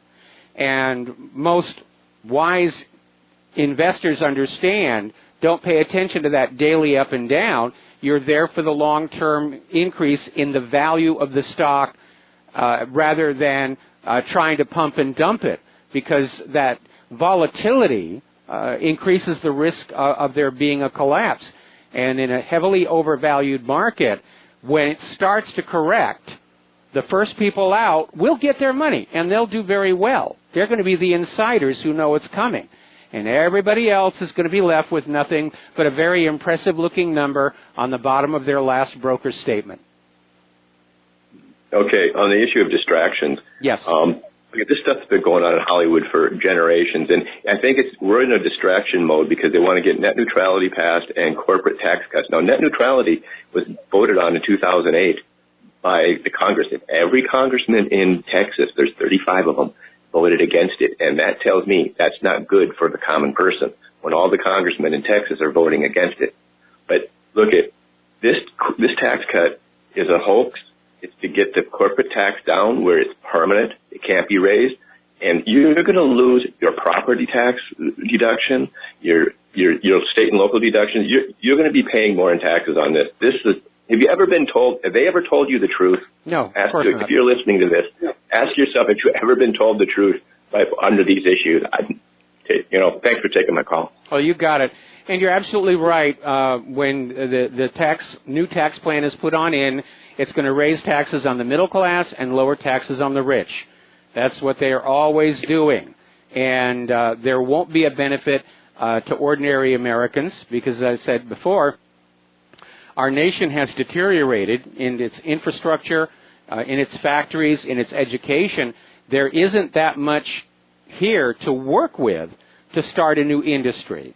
And that's why these corporations are going to take their tax cut and either put it in their pocket or they're going to take it to another country.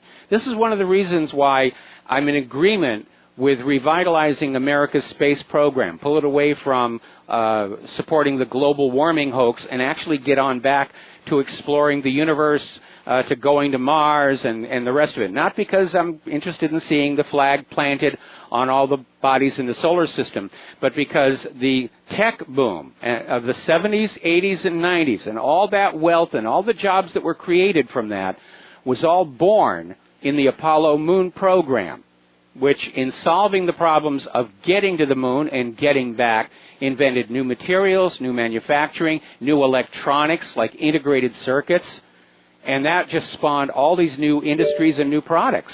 And we've got to do that again. We need a peacetime technology incubator because the military, they hang on to their technologies. By the time they finally declassify it, it's utterly worthless. All right, we're going to do a shout-out now to our on-air affiliates who are just rejoining the network, and we're going to go back to the phones. Peter in Los Angeles, aloha. Welcome to the show. What's on your mind? Hey, Mike, I'm so glad you're sorting out those technical problems, man. It was having me worried for a while. It was a headache. Hey, Mike, I was have been in the past an HR director for 3 household name companies. And I have found, and after having my department have personally handled scores, and my department's handling hundreds of sexual harassment cases, that something on the order of about 60% of them are pretty much as complained and true. About 40% of the generally these are the women making the allegations, are not true or not true as they said. Yes. And you could also, and it was discernible enough in the frequency of these things that you could line it up depending on the company's employee evaluation, their performance evaluations given either annually or semi-annually. And either right before or right after, there would always be a spike in both sexual harassment complaints, as people were given their evaluations, they didn't like them, or perhaps they were given progressive discipline, and as a defense mechanism, they would make the allegations. And it was to the point where I would always authorize overtime hours for the clerical people in the department to handle the extra complaints, because when there's got a couple thousand, that works out to be a lot, and even authorized temporary people. The other thing was they would also have stress claims. So whenever that's always been a defense mechanism, and a pretty convenient one. And I've also seen people gang up, several different women, and falsely, it's been found to be falsely alleged that one witnessed another being harassed and all that. I've seen that happen. It happens quite a bit. Not to discount the fact that there are a lot of Harvey Weinsteins out there too. Yeah. There's nobody should have to put up with that. But women are taking advantage of this and have been for a while. And it's getting to be like McCarthyism, just like you can shout at somebody as being a Russian sympathizer now, but it's the same thing with sexual harassment. And no group should be able to use their sexuality to ruin somebody without any jurisprudence of any kind. Well, let's draw a line there, because obviously what Harvey Weinstein did definitely qualifies as sexual assault, sexual harassment. My concern is, in the current witch hunt hysteria, that the line between genuine sexual harassment and simple flirtation has shifted. Again, going back to my experience in Germany, over there, if the women in your office, they expected to be flirted with, not assaulted, but flirted with, told that they're beautiful, admire their jewelry and everything, and a little touch here and there. And if you didn't, your paperwork was going to vanish mysteriously. They would be very upset. They would feel that you weren't paying enough attention to them. So these things are very often driven by fashion.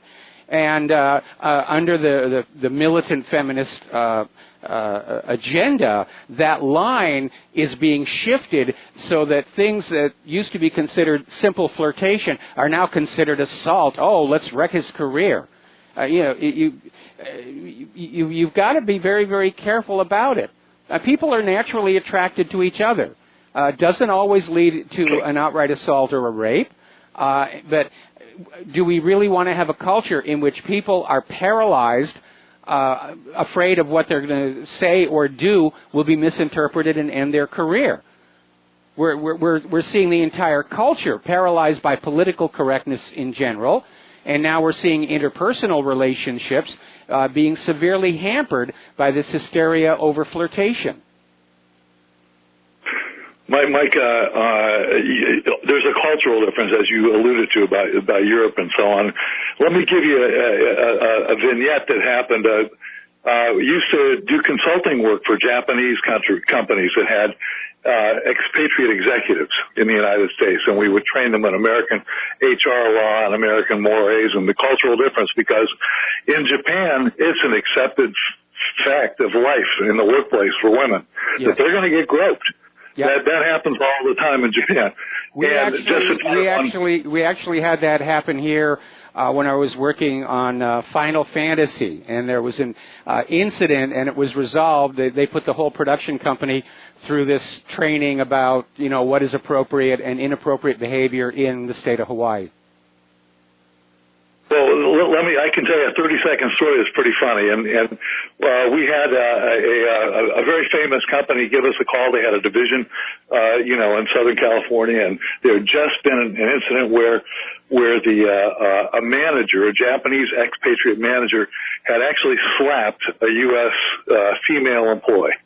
They called this consulting group that I was with, and we sent some people down with a Japanese interpreter, and I was one of the people that went down. We went up and talked to the president of this division, who was obviously also a Japanese expatriate, and explained him. We said, separate the people, get the story, non-disclosure agreements and all that kind of stuff. And this Japanese president of this division was so upset that he jumped up from his chair, ran down 3 or 4 flights of stairs, went in to this male manager who had slapped the woman, and he slapped the guy. That's a true story. No, I believe it. I believe it. Because, obviously this action caused the company and the manager to lose face, and face is very important to the Japanese culture.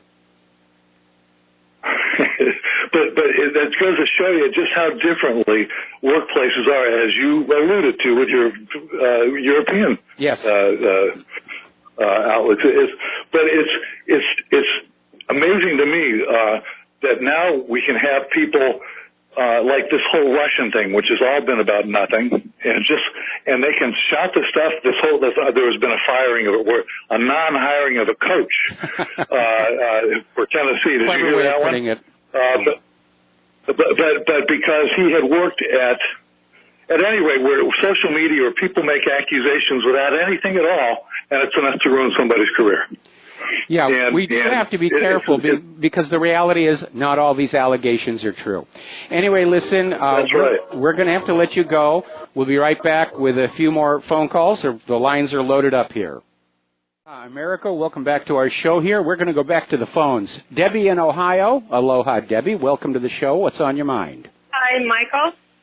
I know there's 2 phone calls to you concerning the stock market. They're living in an unreal world. I'm sorry, I have difficulty talking. My husband and I live all our life in New Hampshire. Good for you. Near Vermont, yeah. So the Grand Estate is my home. I love it. But we moved to Ohio because of the cost of living. Yes. Now, I'll tell you, and the man in the mountain does not live there anymore. He's destroyed. So I know New Hampshire. But Ohio is a beautiful place. But my husband lost 3 jobs. They all went to China. I don't know where these people are coming from, but we tried to survive. And a lot of people I know did the same thing. And good for them, they have stock. But the country is falling apart. Totally falling apart. I look around here and stores are closing. People could be giving coupons to go into the store, free money to go and buy something. I mean, that's how bad it is around here. And it's beautiful. You believe me. The soil is really rich and it's green and lovely place to live. But the economy is not good. And these people, if you think they're going to be part of the rich crowd, good luck, because it doesn't exist for the baby boomers who struggled to pay and save and do what they were told to do. We've been scammed by our government, and I have no words for what these people are saying to you, because we listen to you faithfully every night, and we love your program, and we know your news is the real news. And I don't see how the stock market can keep going up and everything can collapse. And we can have wars in every country. Something's going to happen, and it's going to happen. I don't know what's going to happen, but I know what we went through. And it was really tough. I know, and when I was very young, my family lived briefly in New Philadelphia, Ohio, so I know how beautiful that country is there as well. But yeah, anybody but looking around with their own eyes, we can see that this is an empire in obvious decline. And the concern is that in its death throes, it may lash out and take a large part of the world with it via the nuclear weapons. Mm-hmm. I know people who are actually working 3 jobs, getting no sleep to pay their bills and barely getting by. So don't tell me there's some. I listened to programs, older past programs, and they talk about some company that existed. It doesn't exist anymore. It's not there. And I'm sorry for these people. I think Trump is doing a disservice to his country by not looking at the middle class and their health care needs and taking care of us, because we are the people that built this country and will build this country in the future. And that's all I have to say. We love your program. I miss New Hampshire, but I'm able to live better in Ohio. So thank you, Michael. Well, thank you very much for the kind words. And the country that I thought I lived in, the country that certainly I believed in when I was young, it isn't there. It isn't there anymore. And obviously we have not gotten the Donald Trump that we thought we were voting for, because the course of the nation has not changed one bit. And that may be less about Trump betraying his supporters than the belief in Washington, D.C. that the present course is the only one that's still has a chance of working, that they really can't do anything to change this rush to war, that pushing through and conquering the world and looting them for their wealth is the only way for the United States to survive. But at that hideous cost, you have to ask, you know, is a nation that has to predate on the rest of the world to survive worth preserving and protecting? Okay? No, it isn't. I want to be a gentle country, and I don't see that happening right now. But thank you for all the good. Aloha, America. Welcome back to the show here. We're going to take another phone call from Earl in Calgary. Aloha, Earl. Thank you for waiting patiently. What's on your mind today? Hello, Mike. I'm phoning to share someone else's insight as to what is happening with a lot of these high-profile broadcasters being accused and then summarily fired. It's an interesting and maybe an overly simplified thing to say, but they're too expensive. They're in the mainstream media that is dying. And the fact is, they found a way to fire guys just on an innuendo. Our fellow from CBS is perhaps the most recent example. Well, it's certainly a possibility. The corporate media is in dire financial straits here. The problem is that these people who are being fired could turn around and sue for wrongful termination if it comes on out that there wasn't anything to the allegation. So these media corporations are taking a big risk firing people on the basis of an allegation. That's risk is something they don't like to do. Lazy. The MSM has got scared and lazy. It used to be called the 45 caliber solution. You would give someone an impossibly large task, feed them nothing but pressure, and not give them the resources, and then be able to fire them for cause, more correctly. The idea here, we've reached a level where this sexual innuendo thing has become such a hobby horse for these guys to ride that they're using it instead of a slightly more focused or legitimate ways of approaching it. But again, the problem is it's making them all look bad to their audience, and their audience is already in decline. So as you point out, if somebody wants to be gotten rid of before their contract is up, there are other ways to do it. You can just do a straight buyout, or you can find some other reason for termination that doesn't make the entire industry look bad. But with so many of these people being taken down, it's creating a public image of the corporate media and of government that they all are a bunch of slime balls. And that's not good for building your media audience or winning your next election. Desperate because they're scrambling for nickels and dimes relatively. Therefore, any port in a storm.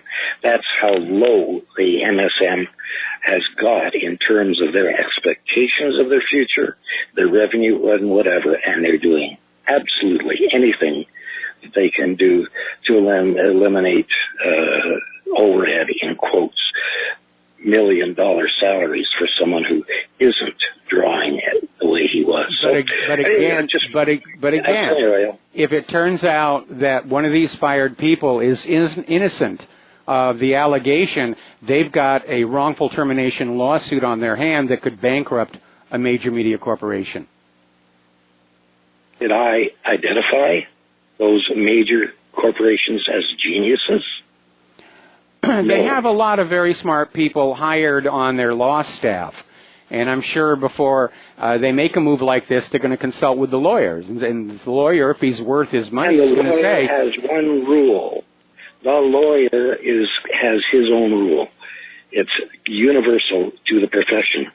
The lawyer gets paid first, so he'll follow any instruction he thinks is half viable.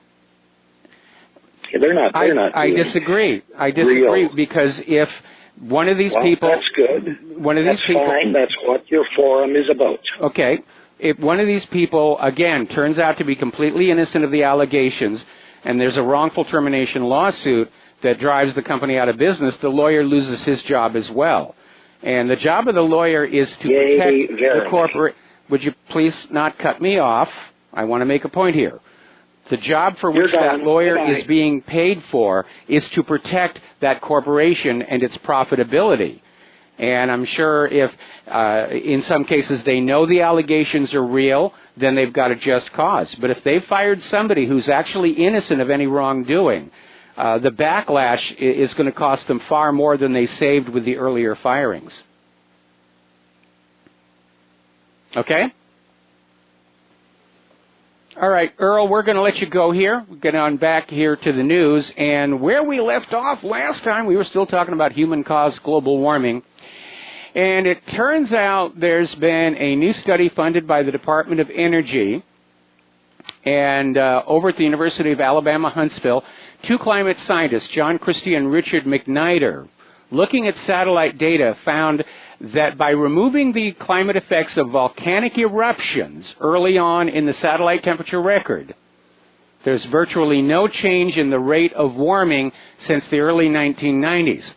Now, for the human-caused global warming cult, it wasn't just that the Earth was getting warmer, it's that the warming was accelerating as more carbon dioxide was added to the atmosphere.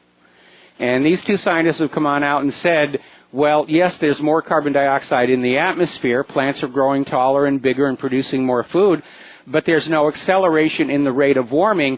Therefore, the impact of carbon dioxide has been greatly overstated. Now, we're heading into a hard winter, and they're already getting ready to blame Mount Agung's eruption, saying that it's going to cool the Earth this winter, so, go on believing in human-caused global warming.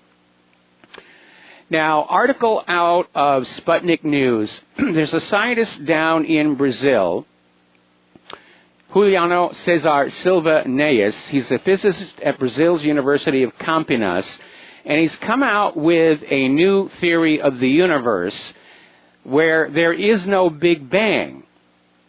And he says the universe maybe pulsating, getting smaller and then larger and smaller and then larger. And by the way, this is not the first time this has been proposed. But everyone's trying to get away from that idea of the fact that the Big Bang couldn't happen for a variety of reasons, including ones I set forth in my article, The Big Bang is Just Religion Disguised as Science. And so basically this scientist is saying we get away from all the contradictions between the Big Bang and general relativity by not having the Big Bang. But we still have the expanding universe because it's going through these cycles. Now, no mechanism has been suggested for what would reverse a collapsing universe going back on out. But again, I think they need to take that next major step and take a close look at the assumption that the redshift observed in the universe, in the cosmos, is related to relative velocity. Yes, Doppler effects could do it, but so can other things. And all the way back in the 1920s, it was noticed that the redshift in the sky is quantized in discrete intervals. And that would not be possible if Doppler shifts of an expanding universe were the cause of the redshift. But even scientists can get stuck on their pet theories. Go back and look at when it was deemed that the Earth was the center of the universe, going back to Aristotle. They were trying to work out the motions of the planets, and it led to the theory of epicycles, which still holds the all-time record for the longest-running scientific goof in history.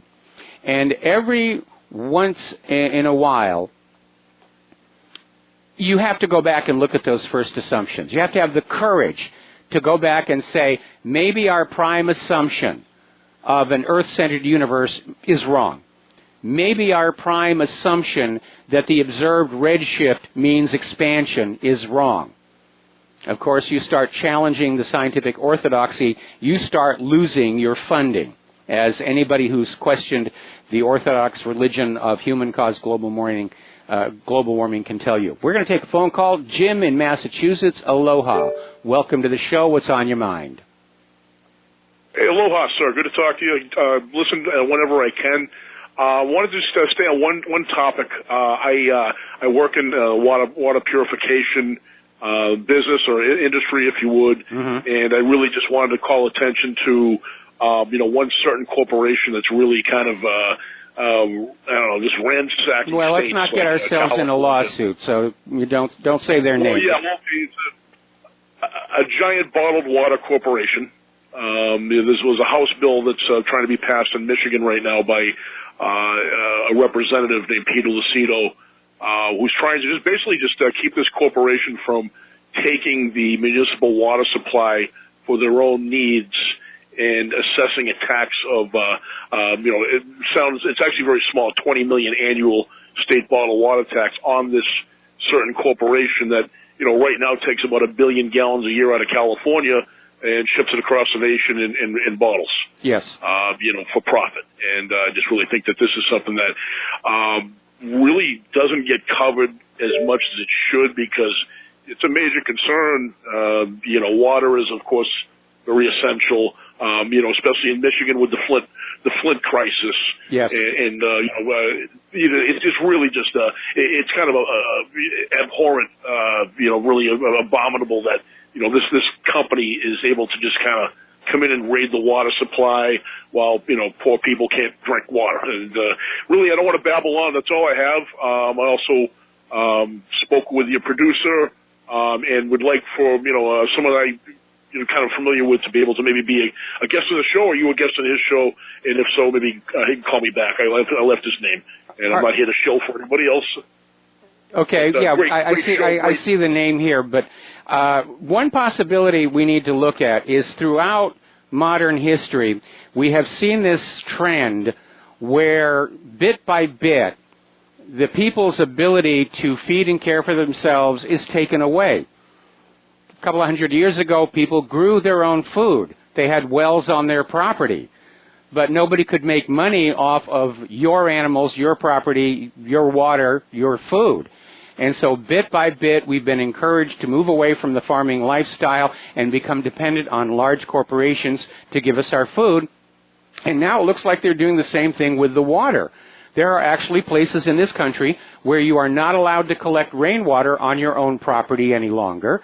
And it may well be that the reason our tap water systems are being allowed to deteriorate is to encourage this transition where we are now dependent on a corporation for water, which is essential to life. And next down the road, it'll be air. You don't pay your air bill, they come in and suffocate you. In a city that I'm close to here, Providence, I couldn't imagine the cost to, kind of. There is actually a gentleman who came up with an invention that kind of goes. What it does is it kind of coats the corrosion from over the years from city pipelines, and that's. I'm sorry, I don't know the exact parts of it, but that's a technology that is becoming an option for cities that if you really look inside if they have the money. If they have that. See, that's the problem. Yeah. There's a lot of technological solutions to problems this country faces. What we have is a political leadership that just doesn't want to spend the money because they're too busy buying bombs, bullets, and bandages.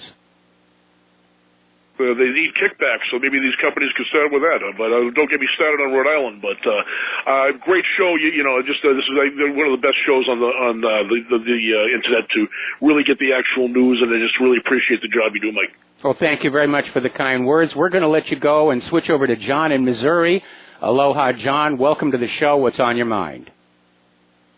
I was wondering what would happen to the values of precious metals and other commodities if there is a reset on the dollar where maybe the rest of the world finds out it's just paper. Well, the problem with the current monetary systems is that everybody's currency is valued relative to everybody else's. Now, when we had a gold standard or a silver standard, the gold and silver was the measure. Everything was basically calculated in terms of its value in gold. Following Bretton Woods, gold was $34 an ounce until Richard Nixon ended that. But in the event of currency fluctuations, obviously a commodity-based store of value, such as silver, gold, tantalum, platinum, is going to be the most stable. Now, everybody is talking about how the price of gold is going up and down and up and down, but they're thinking in terms of the dollar being an absolute, and it isn't. It's the dollar's value that is changing, not the gold. Yes, I understand that part, but our money's phony. I guess what you're saying is that everybody's money is phony, so we're all in the same boat? Is that what you're saying? Well, I'm saying that every country with a private central bank, the money is just a fiat issue. It's declared to be of value by the bankers and the government, but it's not tied to anything of value. And that's why countries that try and tie their currency to a commodity of fixed, known, recognized value come under attack. That gold dinar is what got Gaddafi killed, and Libya invaded. And now, of course, everyone's making stink faces. Russia and China are trying to buy up gold and link their currencies to it. Right. Is that good for us? No, the fiat currencies are bad for us because we're subject to the whim of the bankers. Now, back when the U.S. dollar was a weight measure of silver contained in a coin, once you had that coin, once you earned it and you stuck it in your pocket, there wasn't anything the government or the banks could do that would change its value. It was under your control. But with the ending of the silver coinage following Kennedy's assassination, the control of the value of the money in your pocket passed to the banks. And they can manipulate it up and down. Certainly with inflation, the value of the money in your pocket is declining. It's like Voldemort is named the chairman of the Fed, and he waves his wand, and real purchasing power that you've already worked and earned, it disappears. And so, yeah, we've lost control over the value of our own money. And now, of course, they're talking about the cashless society, where the banks will simply be in possession of all of the money, and you will have to go beg their lordships for the money that you supposedly earned somewhere to feed yourself and your family and take care of bills. But it will still be all under the control of the banks, which will eliminate the possibility of a run on the bank. And I think that's the main reason they're trying to do that.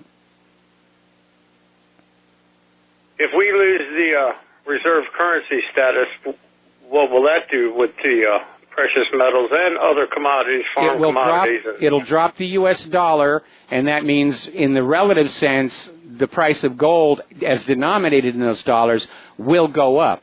And the U.S. dollar is already losing its status as the reserve currency. It's still a reserve currency. Right. Anyway, got to let you go. Got to take a break for commercials. We'll be right back. Aloha, America. Welcome back to our show. Last segment of our program today here, going through the leftover news here. Interesting little story. Headline in Investment Watch blog, is Washington the most corrupt government in history? And my response was, is that a trick question? And I think history has a lesson for us when you look at just how corrupt and borderline psychotic past empires have become. Ancient Rome being a good example. Caligula made his horse a senator. And when you have that much wealth and power and there are no constraints on you, there is no reason that our politicians and business leaders and media elites are not going to allow their baser instincts free rein. And so, yes, I think Washington, D.C. has gone totally corrupt. I don't know that it's the most corrupt government in history because I haven't studied them all, but it's definitely up there, leading the pack somewhere in there. Getting on back to computer stuff, and I'm getting all kinds of emails saying that our audio feed is the best it's ever been, so that worked out well. Apparently, WhatsApp messenger service was down in many countries around the globe, with Europe and both American continents experiencing the worst outages. This is coming from Down Detector. Down Detector is also showing that Spectrum is still having their issues. And we're not getting the service we're paying for. And that's another sign of economic fascism. And the more corporations are allowed to build monopolies, the more abusive they'll become, because there is no competition. And without competition, service will not get better and prices will not go down. A long time ago, when this country was still a republic, we had laws that encouraged competition, because competition made for better products at lower prices. And yeah, the heads of those companies weren't getting filthy, stinking rich, but they were doing okay. I still remember Henry Ford's wisdom that seems lost in our current generation of business leaders. And he said, the best way to become prosperous is to make the community around you prosper. And it's common sense. If your community has got money, there's more of it for you to make selling your cars. But when you live in a country where the money junkies are grabbing everything, and then they stand around scratching their heads wondering why we're not flocking into the shopping malls for the Christmas holidays, you come to understand that they've lost touch with the realities of what it takes to make an economy run. Now, you've probably been aware that a lot of scripts on websites are mining cryptocurrency on your machine, and apparently a new one has been discovered that keeps running even after you close the browser, meaning these cryptocurrency miners are basically stealing your computer time and turning it into their money. All right, we got to stop here. There's the music. Time to call it a day. Get on out of here. Get something useful done.